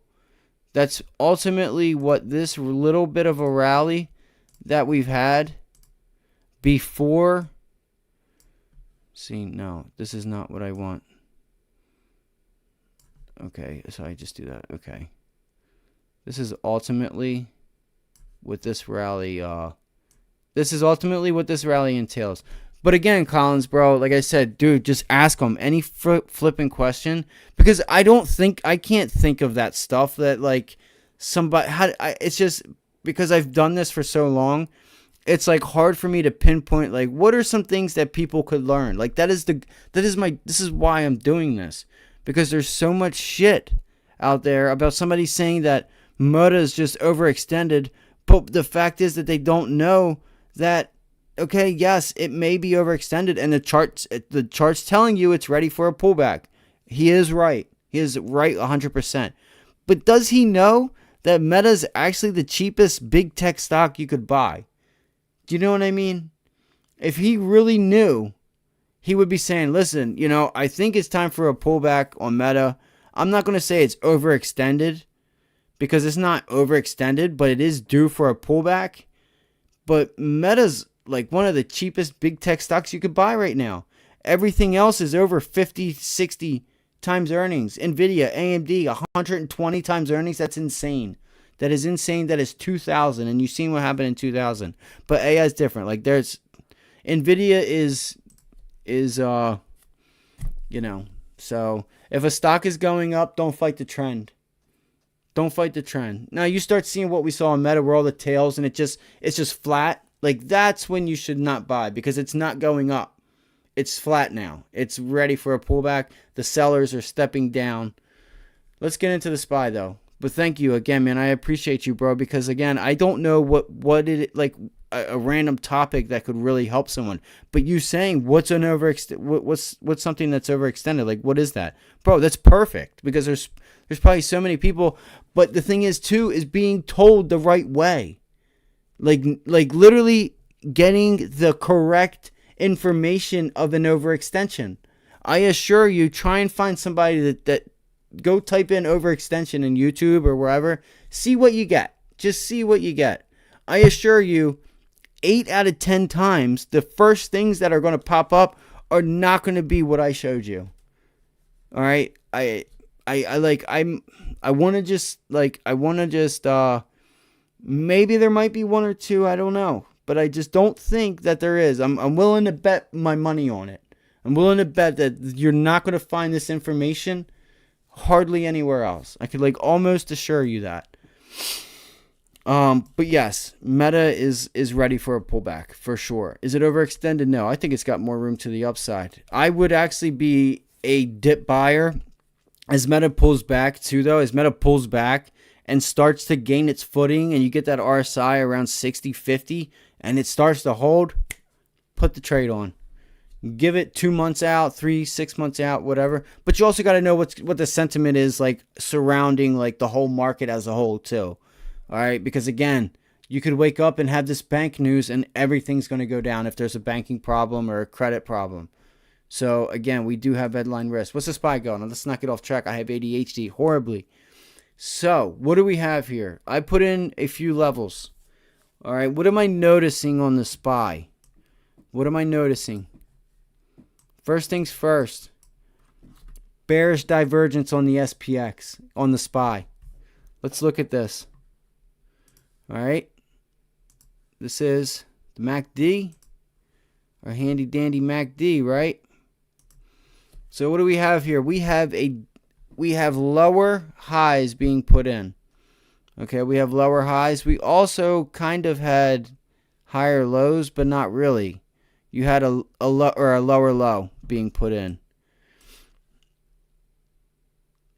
You have your low here, but this was, that was there. But look, you also put in a lower low than the previous. Okay, this is just I'm gonna go through all of them. I'm gonna go through the RSI, dude. Now my shit is messing up. So this is lower than that, as we can all see. Okay. As we can see, this is lower than this, or higher than that. Anyway, I feel like the SPY is probably going to be pulling back, guys. I think either something's coming, maybe it's Powell, okay? But I think we could be looking for a pullback. Maybe not a major one. I'm not saying we're going to go into a whole nother bear market, because again, from peak to trough, okay, or from trough to peak. What is peak? What is trough to peak or peak to trough? Okay, this would be the trough, the low.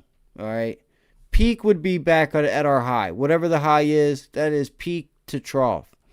From trough to the peak now is, what do we have? Are we in a bull market? Are we in a bull market? Do you know what the numbers are to say whether you're like, what considers you to be in a bear market? What considers you to be in a bull market? So if we go from the trough and we go up to where we closed, okay? Again, you may not find this type of information if you don't know it out there. I don't know if it's been put out. Shit. I didn't mean to do that. I'm sorry. I need to know the percentage. Sorry, I just need to know the percentage of this, so I can answer that question. I think we're about 20%. I think we're just coming into a bull market. I think. Open, close. See, that was open, but we did hit here, and we did get bought. So that is a tail. So price action did go down and came back up. Okay. But where did we close? Because I want to know where we're at right now. So I'm going to go to the close. We're up 23%. Okay. Officially, as of probably last week, 2 weeks ago, we're officially in a bull market. Officially. 20% from the trough. Anything over 20% is technically a new bull market cycle. So as we just get into the bull market cycle, what happens? It looks like the market's telling us that we may get a pullback. You have lower highs on the MACD. What's the RSI telling us? I mean, I'm curious. I'm curious to know. What's the RSI telling us? Oh, no. The RSI is going lower, guys. The RSI is putting in lower highs. It's putting in lower highs. Oh, look at that. We could even go further back, too. Isn't that something? Oh, did I already have it? No, I didn't. I had something else. So you guys see this, right? That's obviously back there. So that doesn't concern us. All right. So this is how you this is how you read the charts. You got to dig in.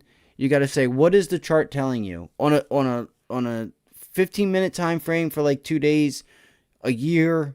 Right now I'm looking long term, whether that's 6 months to a year. I don't know yet. The market will tell us. I feel like we're coming to it now, though. I feel like something's going to come up, and that's that's going to break us up and out or down. So I have to get rid of this. Okay, so I showed you guys lower highs, bearish divergence, lower highs on the MACD. All right, you did put in a lower low on the MACD from here. So we're up here. Let's see this MACD here, guys. Right here, see this base? See the MACD? And then you go, you pull back, you rise, you pull back, and you put in a lower MACD right here. But the stock is higher than that base. See? I could draw a line. Well, there's your line right there. See how it's higher? And even the low, I could really put in the low. But this MACD and this RSI is lower. Okay. So here is where we need to look for in the future. You probably can't see this, but I put a white line there. You see this white line? This right here, this peak, which is here, which is our previous high. This is our previous high right here. We need to know what happens. See, you're probably not going to be able to see it. Yeah, you can. See that? See that circle? You see this RSI?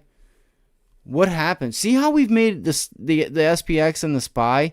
Can you see how this box we've extended higher, but the RSI is down here? Like, that don't make no sense, right? We're down here.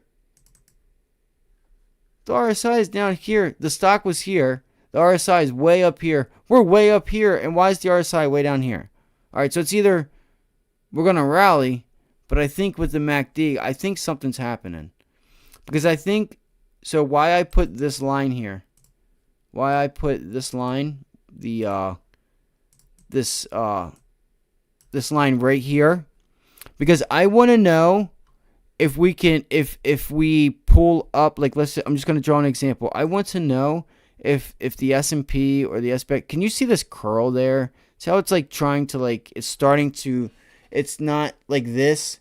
It's like this, like it's starting to roll over. You probably can't see it, but it's angled. It's angled like this, like it's trying to roll over.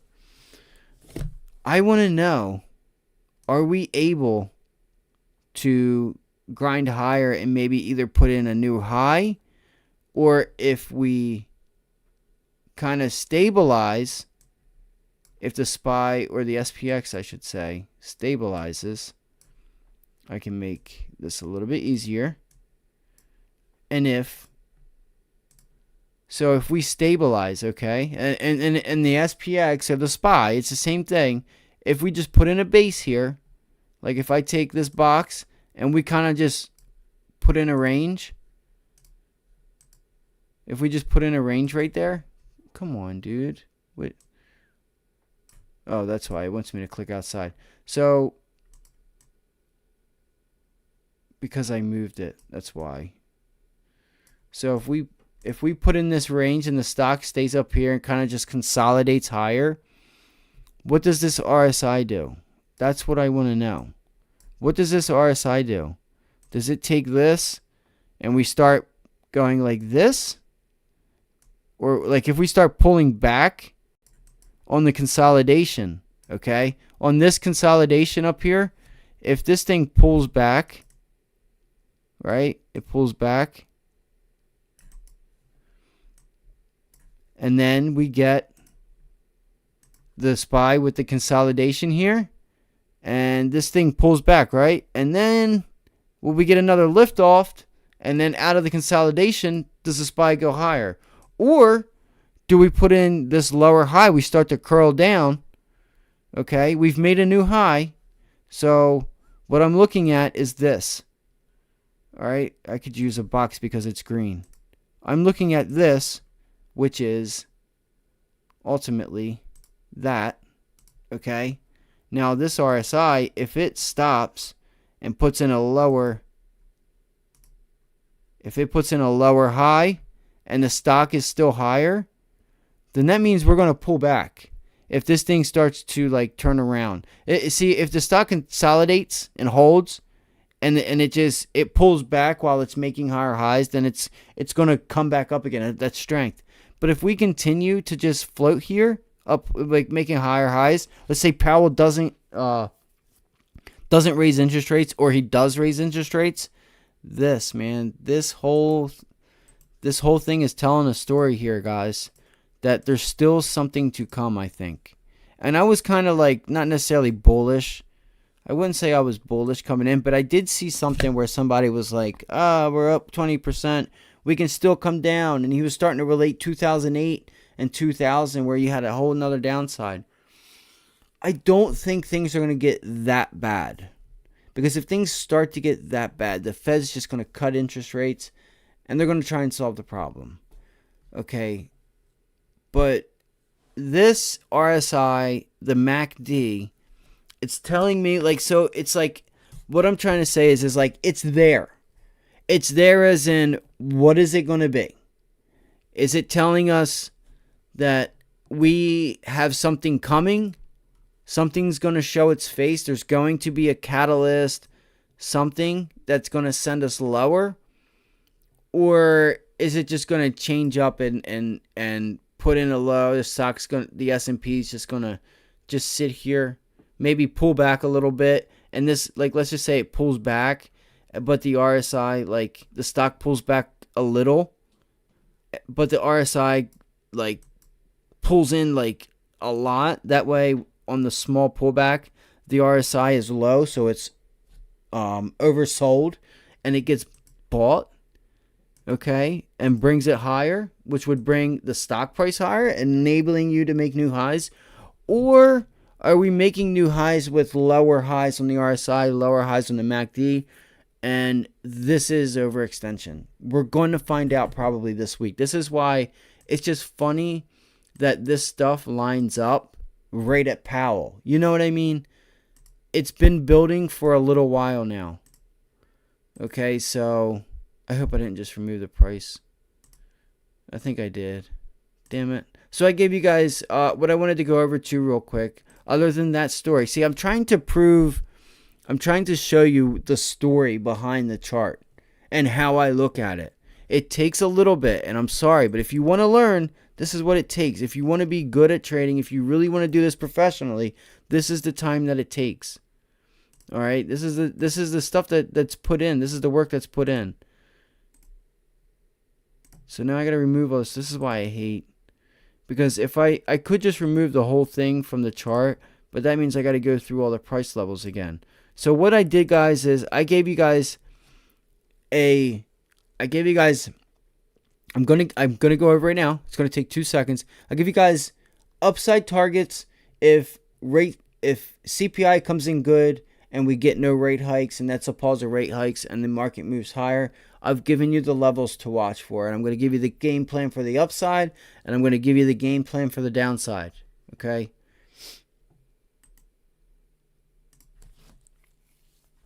Yeah, man, it's no problem, dude. That's what I mean. There's a lot. There's still more, man. There's still a whole lot more, but I know it is fun, especially when you don't know it and you're being taught correctly. Like if I was not good at what I did, I would not be on here. I wouldn't be on here embarrassing myself.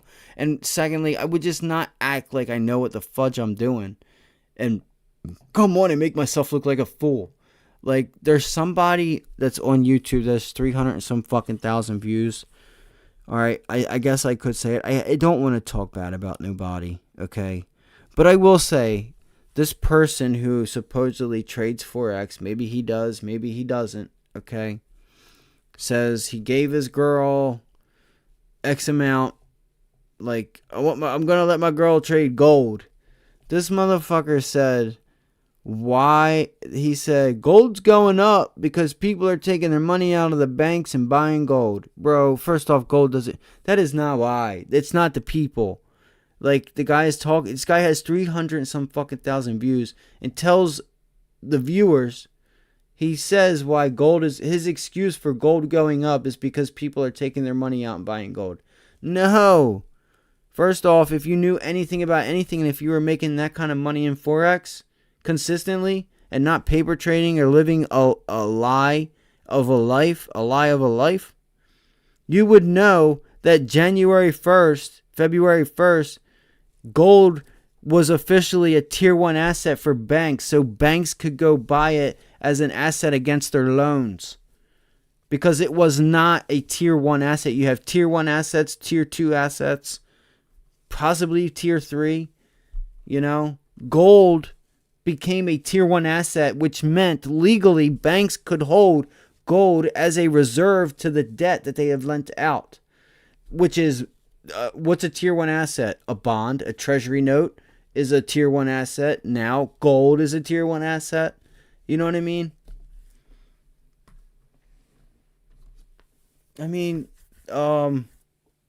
Absolutely. I've traded futures. I trade futures like presidential debates when like there's a new president or something and the market's not open. The only time I trade futures, like here on my Thinkorswim account, is futures and Forex.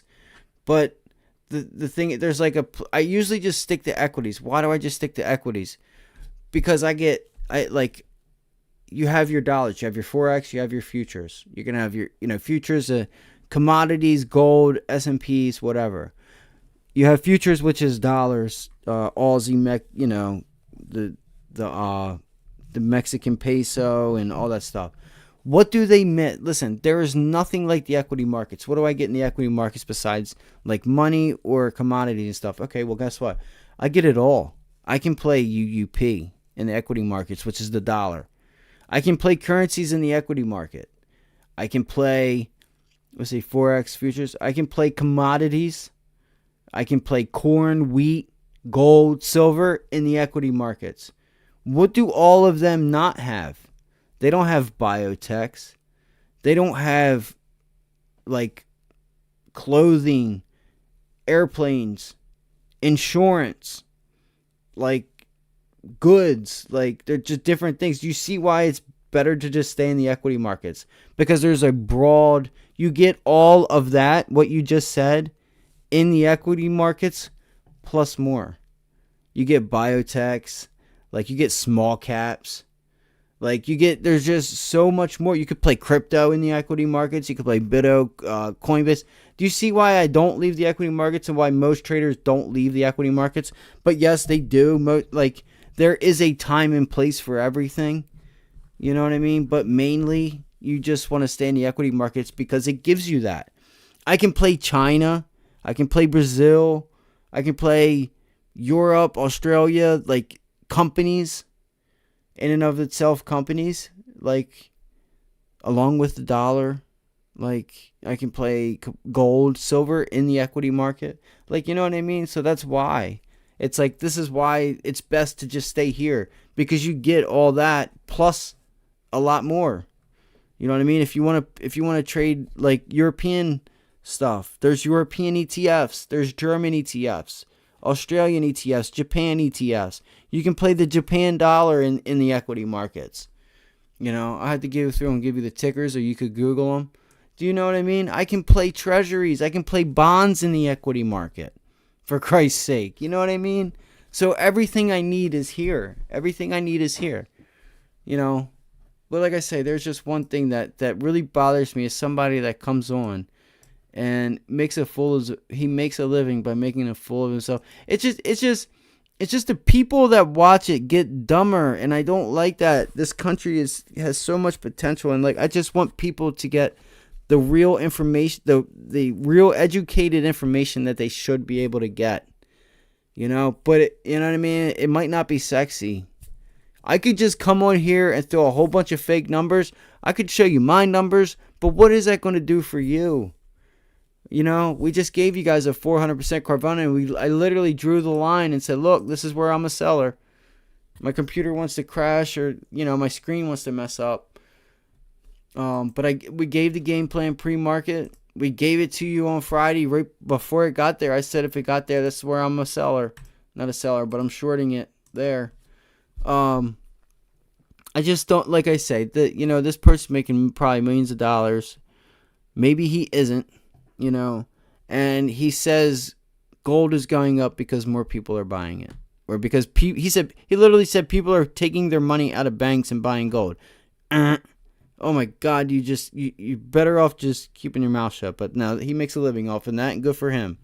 But I just don't like it for the people that watch it, because they're going to sound real stupid. I just want people to get an education, because it can change your life. It can change your life. It can. You just have to learn, get educated, and make the right decisions. And making the right decisions is a part of being educated. Knowing how to manage it. Dude, I get 3 times ETFs here. Like, I don't need, like, you know, I technically don't need futures market, because I can play SPXX.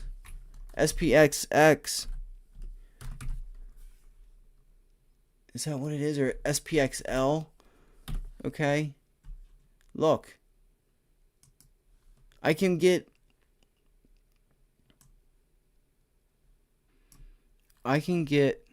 for $80 some, right? This is cheaper too. I can get double, triple leveraged ETFs, which means if the SPY goes up 1%, this will go up 3%.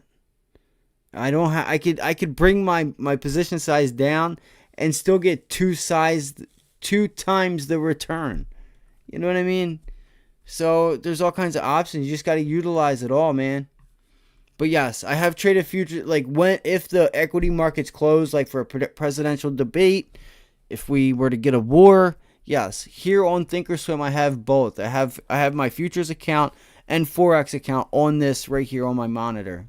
This brokerage is who I have that through, along with IBK. But if we ever get to, like, you know, presidential debate and stuff on here, maybe I'll just trade it through here with you guys live at night, and we get the winner, or the winner and the loser, and the uncertainty that a new president would bring, you know. So, but that's it. Oh, real quick, levels, guys. I'm gonna go over levels and we're gonna get out of here. So, upside and downside targets. You guys gotta watch these levels, okay?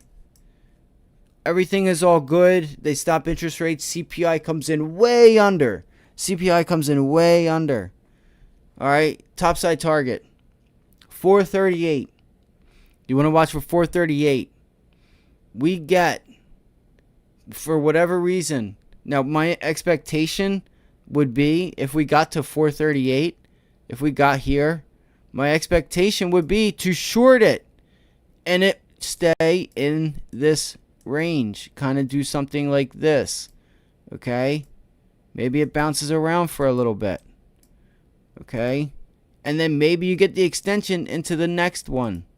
It wouldn't be like this, but you guys are picking up what I'm putting down, right? You guys picking up what I'm putting down? So, range by range. If we can't break it. So again, what's our first target? If we break and hold this 430 level. 430 on the S&Ps. We did not hold it Friday. We broke it, but we didn't hold it. We broke below it. So 430 is still the number that we're looking for on the upside. Okay? 430 is still the number. Now, like I said, I may have deleted a level on here. I could always go back, which I will, just so if there's anybody on here that sees this video later on tonight, they can get this information. I'm going to try and make these videos shorter so you guys can get what you need. But if you don't want to sit through it, again, Monday through Friday, 7:30 to 4, Ivy League Trading, YouTube.com. We're live every day, trading the markets, coming up with a game plan, talking about how we feel about the markets for the day. What do we expect? Does anything line up with the playbooks that we have? If you don't have a playbook or know what a playbook is, you got to come join us. You need playbooks. I have maybe like 15, 20 different playbooks just for Fed Day, for CPI Day. So when we start with Fed Day on Wednesday, I'm going to be able to tell you by 10:30, 11 o'clock, does it match any of the playbooks? And it probably will. Will probably move and put in a range. Now, does it go high? Like, do we drop off in the morning to rally till about 10:30, 11 o'clock? And then do we just stay up there for a little bit and then start to sell off around 1:45, 2 o'clock? Or like 1:45, 1:50? Or, I have all the patterns, guys. I have all the patterns. I'll put them up here. We will have them up on the screen so we can go through them. And when we start to see the same pattern, the S&Ps and the indexes, they can only trade a certain amount of ways a certain amount of times. Okay, there's only a certain amount of ways to go up and down. So you guys need to remember that. And that's why a playbook is good. And a playbook isn't just candles, like chart patterns. It's also sentiment.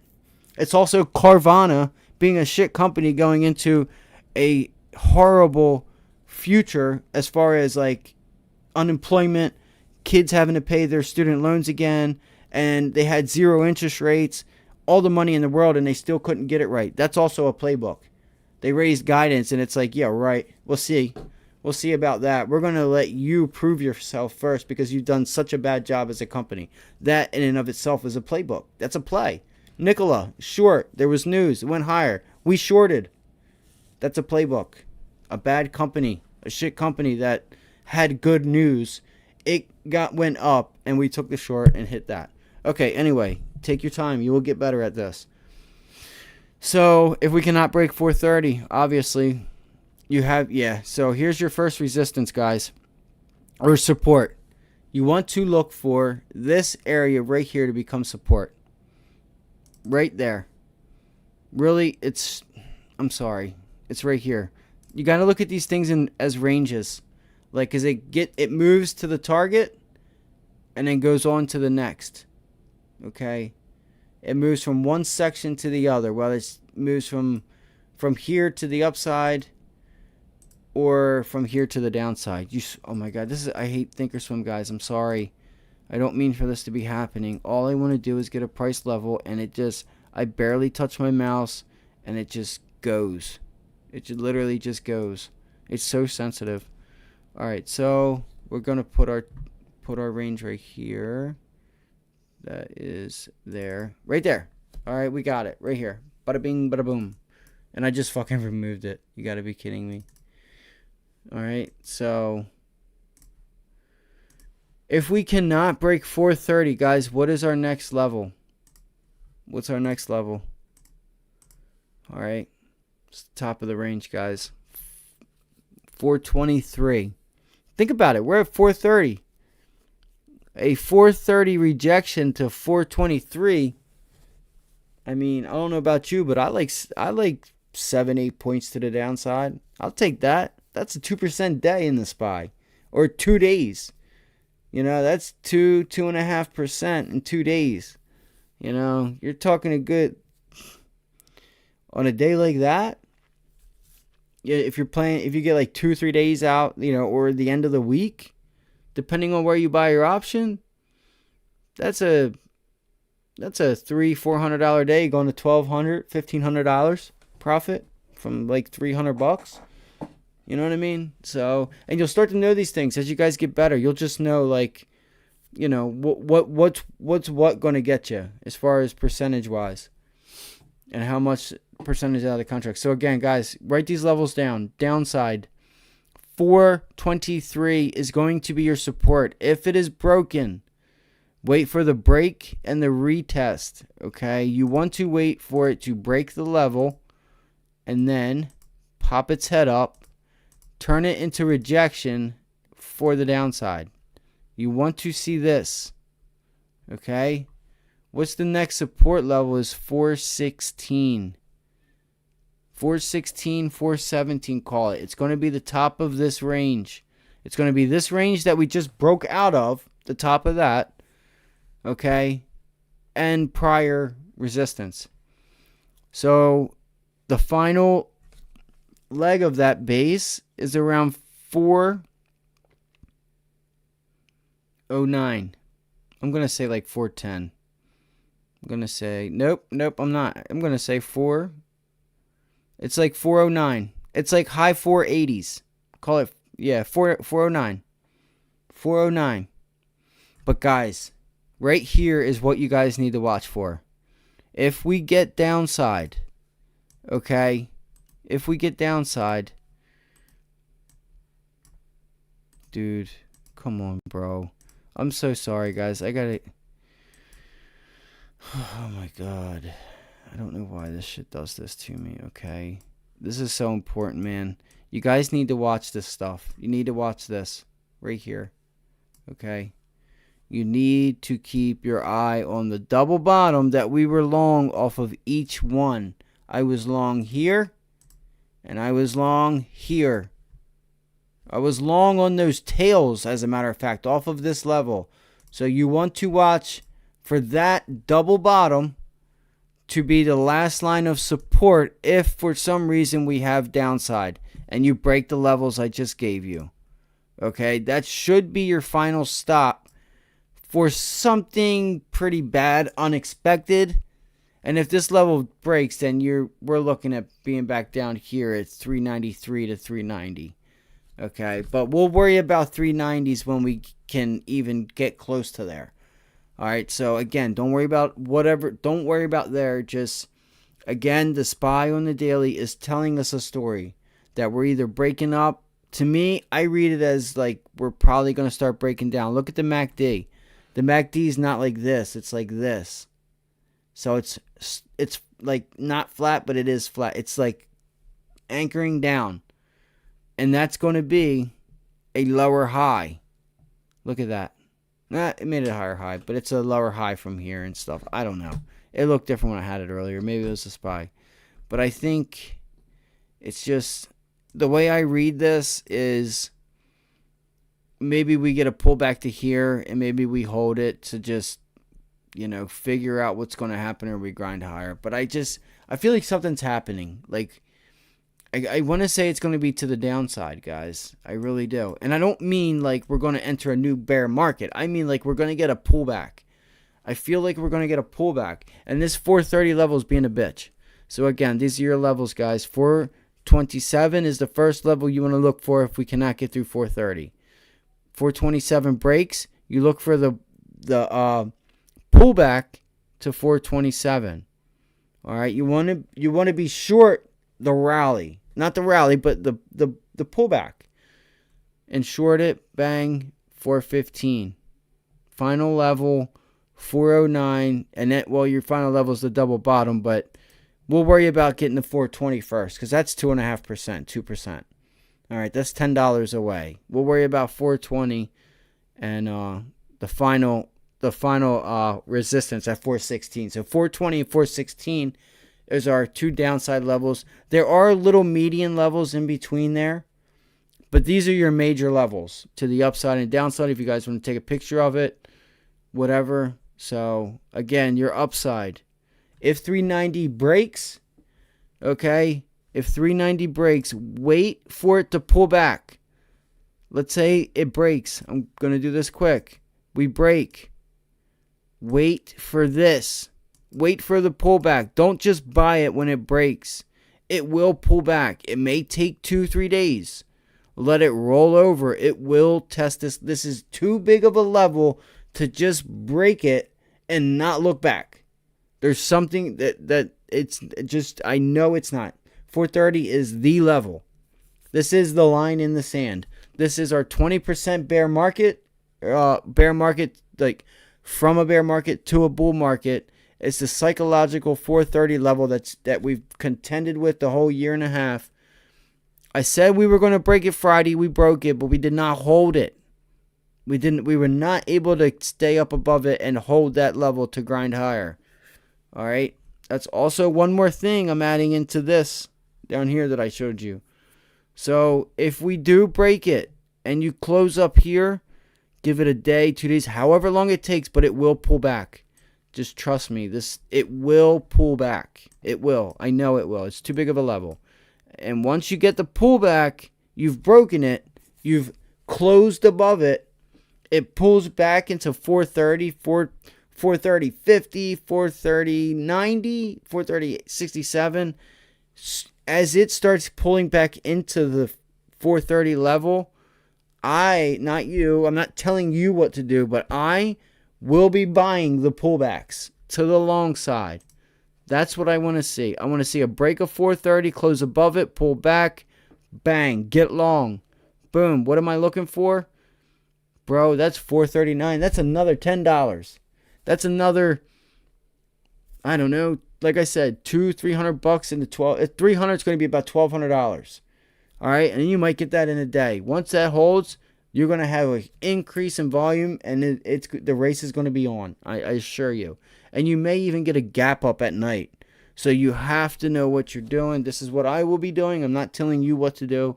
I read and I react. I had a bunch of stocks I wanted to go over with you guys, but it's getting kind of late. We'll just save them for the morning. All right, guys, Ford. I mean, we've called this out 2 weeks ago. This is probably one of the best stocks you can buy. It has a 4% interest dividend. 4%. What's everybody chasing? Chasing yield. Chasing treasuries. Yield. They're not looking for growth in a contraction. So what does Ford give them? It gives them the little bit of growth, but a 4% interest. So it's the best of both worlds. Start looking for safe stocks like this to buy. This might be where we're headed. All right, this was a beautiful pullback. Shake them out to go long. The next pullback I get on Ford, I will be long and try to get up there if we can pull back. We've already pulled back off that level. So if we are able to pull back, I will be a buyer here. I will be a buyer here, I assure you. I will be long Ford, and I am going to come on this live stream and ask you why you were not there. You can listen to us on your phone. You don't need, we go over these things out loud. I cover the comments. All right. Yeah. Tomorrow, well, we have, what is it? BIBB, I think, was halted. So I'm going to wait for news. I'm going to watch Carvana trades. It's Monday. Carvana did what we thought it was going to do. So not necessarily. This is going into the week. I want to see a pullback on Ford to go long if the market allows me to. The thing is we're going to wake up to news. We should, maybe. There's earnings plays. So wait, just, not offhand. Look at this gap up. Look at that gap up. There's a treatment for this. Stock rallies after full day of halt. They halted it all day. And I didn't even know if it was going to be open on Monday. So this Alzheimer's drug approval from the FDA. This is huge. So this stock I will be looking at. I will be looking at Biogen Monday. And everybody else and their mother will be too. So you should see an increase in volume on this Biogen. This was huge news on Friday. Huge news. We were playing Carvana. I got the news. I knew it was halted is why I didn't play it. Because it was halted. Nobody did. So you should get a volume bar like that. You should get an increase in volume. So you should get a volume bar up there with these people buying it. If, I got to do a little more research on it, but maybe it's a buy the rumor, sell the news, but I don't think so with the Alzheimer's. I'm going to watch. So, again, Ford. I'm going to go over these charts again in the morning, but I want to watch probably this. There's a couple that I have. I want to see what small caps are doing. Like, we could get small caps popping off. I just want to see. Dude, come on. Like, I love these charts, but like, sometimes they just make me so mad. So I would like a pullback into here. I would like a pullback to there.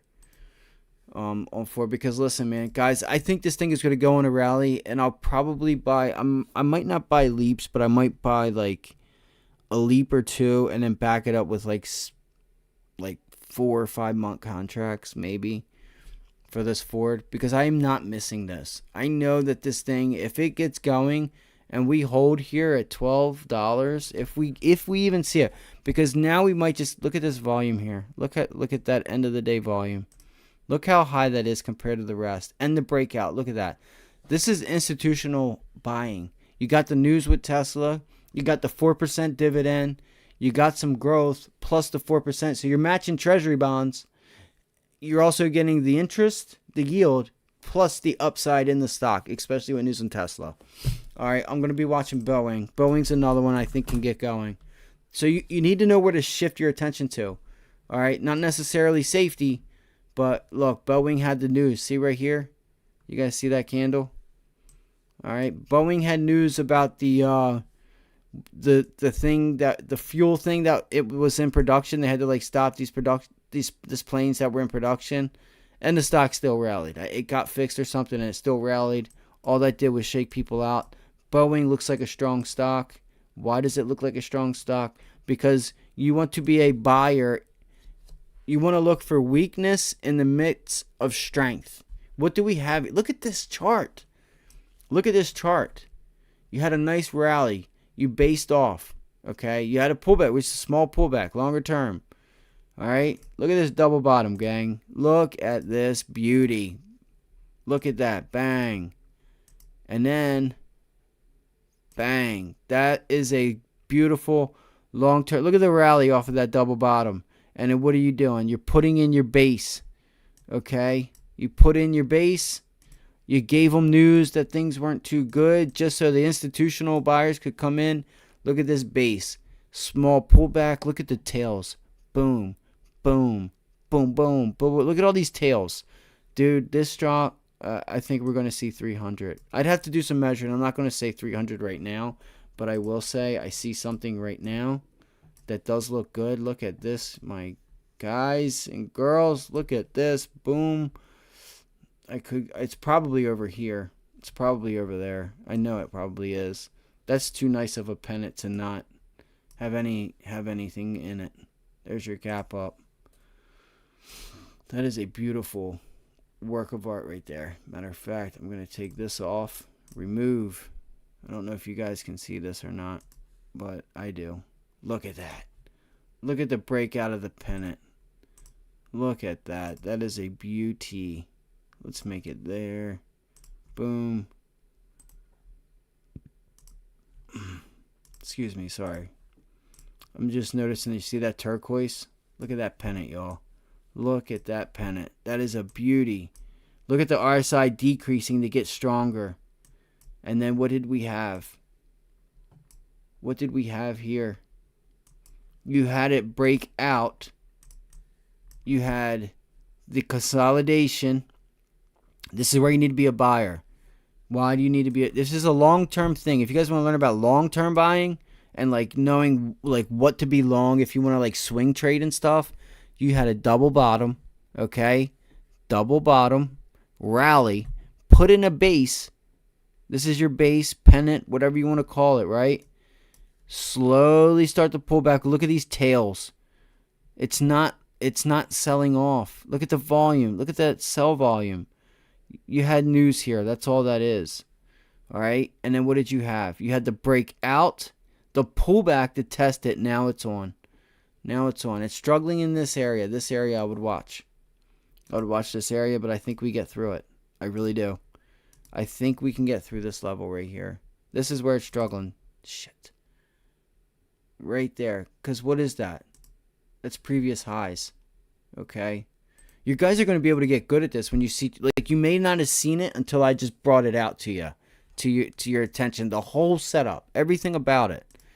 You may not have seen it until I put it together. I'm sure you've seen the double bottom.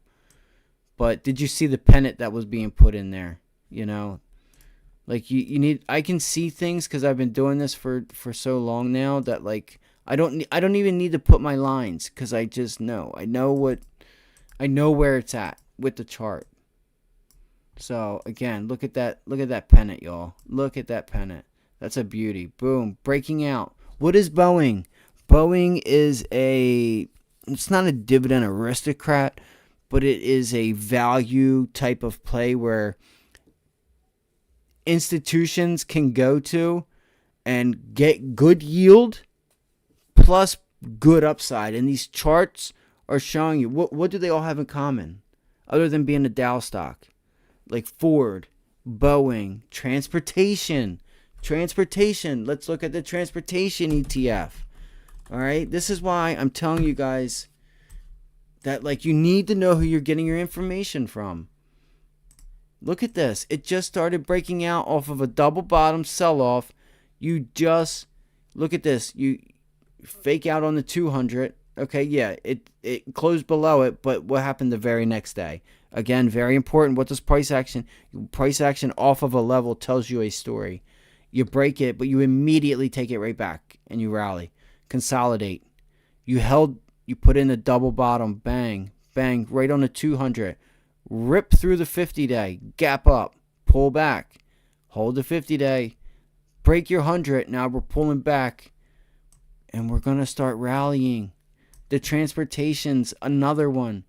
We could start a rally here, but I also see a bigger pennant breakout to the upside. Look at this. Do you guys see it? Do you guys see what I see? Just one. I'm going to give you guys a second to look at this. All right. This is what I see.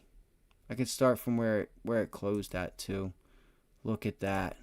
Look at this beauty, guys. I could go from here. Okay. I'm not going to go that far back, but I will take it. Come on. I will take it to there. Yeah, we'll go right there. Now I'm not doing the tails because it opened.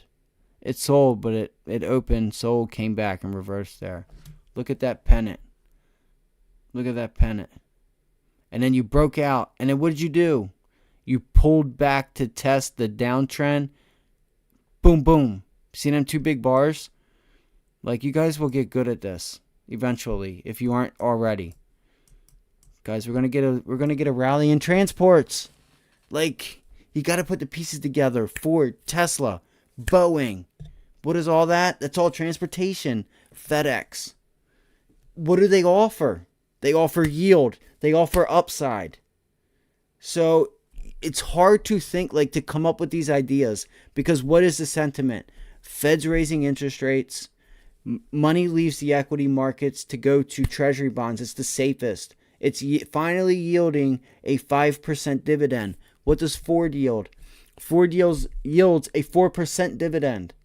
4%. But you get upside with it. A plus price upside. Okay? This is the beginning stages, I think, of transports. So we hold here. I think, look at these two candles. Look at those two candles. See how you broke out? You put in this red candle. You pulled back with a gap down. You held the downtrend line. And guess what? Institutions buying. That's their buy trigger. Boom. And where else is there? What else is there? What do we talk about? Where do we put our orders? The 9 EMA. You had a gap down because, look, open, close, open, close. This is the red candle. And then the next day, you gap down. This is where you opened from. You pulled back. They bought that pullback. Boom. And then you had the second day continuation. Boom. Third day, it tried to pull back. Nope. That is a little hammer candle there. But that, I look at it as you're hitting the bottom of the leg if I were to draw it. Okay, see this hammer candle right here? Here's the leg if it hits it. Okay, this is like somebody's leg or something. Okay, this is how I picture it. Okay, I'm going to draw it out for you. All right.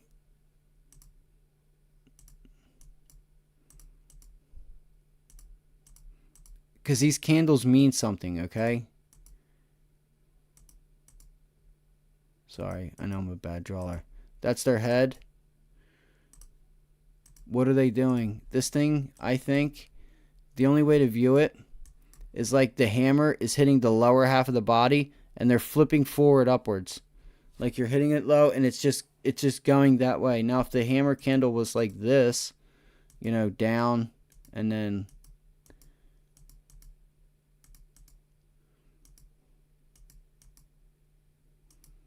like this, okay?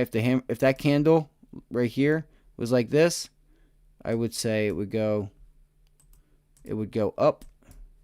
The stock would go up to fall. Like you're putting it, like there's somebody standing here. I'm not going to draw the head, okay? But there is the arms, okay? And they're putting it off of a cliff. Okay, so just picture that. Like like when you see these candles, you got to think of the like the different things that mean, like they mean something. These candles mean something. Like you're putting it and it's going to go up a little bit and then it's going to roll over.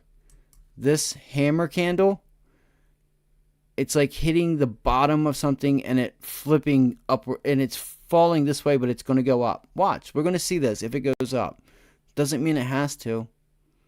You would think the hammer candle means you got to hit it and it goes down. You got to think about like you're hitting something low, and you're like, and the legs or whatever are shooting up, and it's like doing a front flip upwards, and then the opposite direction. This candle, like a sell-off red candle, is like you're putting something and it goes up a little bit, and then it falls off the cliff. Like, you know, you're like knocking it off, and then that one is like you're hitting something and it's going up. I don't know. It's just the easiest way for you guys to remember something, because those candles tell a big story. It tells you direction. All right? Because what ultimately is that candle telling you? That candle is telling you that it's sold off, and look at the dip buyers. They just bought it. They're buying the dip. All right? So that was a great guys. Listen, I thank you guys for joining Ivy League Trading. If you found this live stream good, interesting, learn some information, like, share, subscribe. We're live Monday through Friday, 7:30 to 4. Thank you guys so much for being here. Thank you so much, my guy, for asking these questions, because I'm telling you, somebody else out there wants to know this stuff. It's not, if you're asking this question, there's 1,000 other people that want to know the same thing. You're not the only one. I'm telling you. You know, and listen, who's to say somebody didn't get the right information? I'm telling you, I've came across so much shit. It's just unreal. So with that, I hope you guys have a good night. Guys, get some sleep. I was on a lot later than I thought. It's fucking 12:30. Excuse my language. I gotta stop cussing. But it's later than what I wanted to be on here for. We got into some good lessons. You guys have a great night. I will see you guys 7:30 in the morning. Put your helmets on. It's going to be game time. This week's big. Get your sleep. I will see you all tomorrow morning. Peace.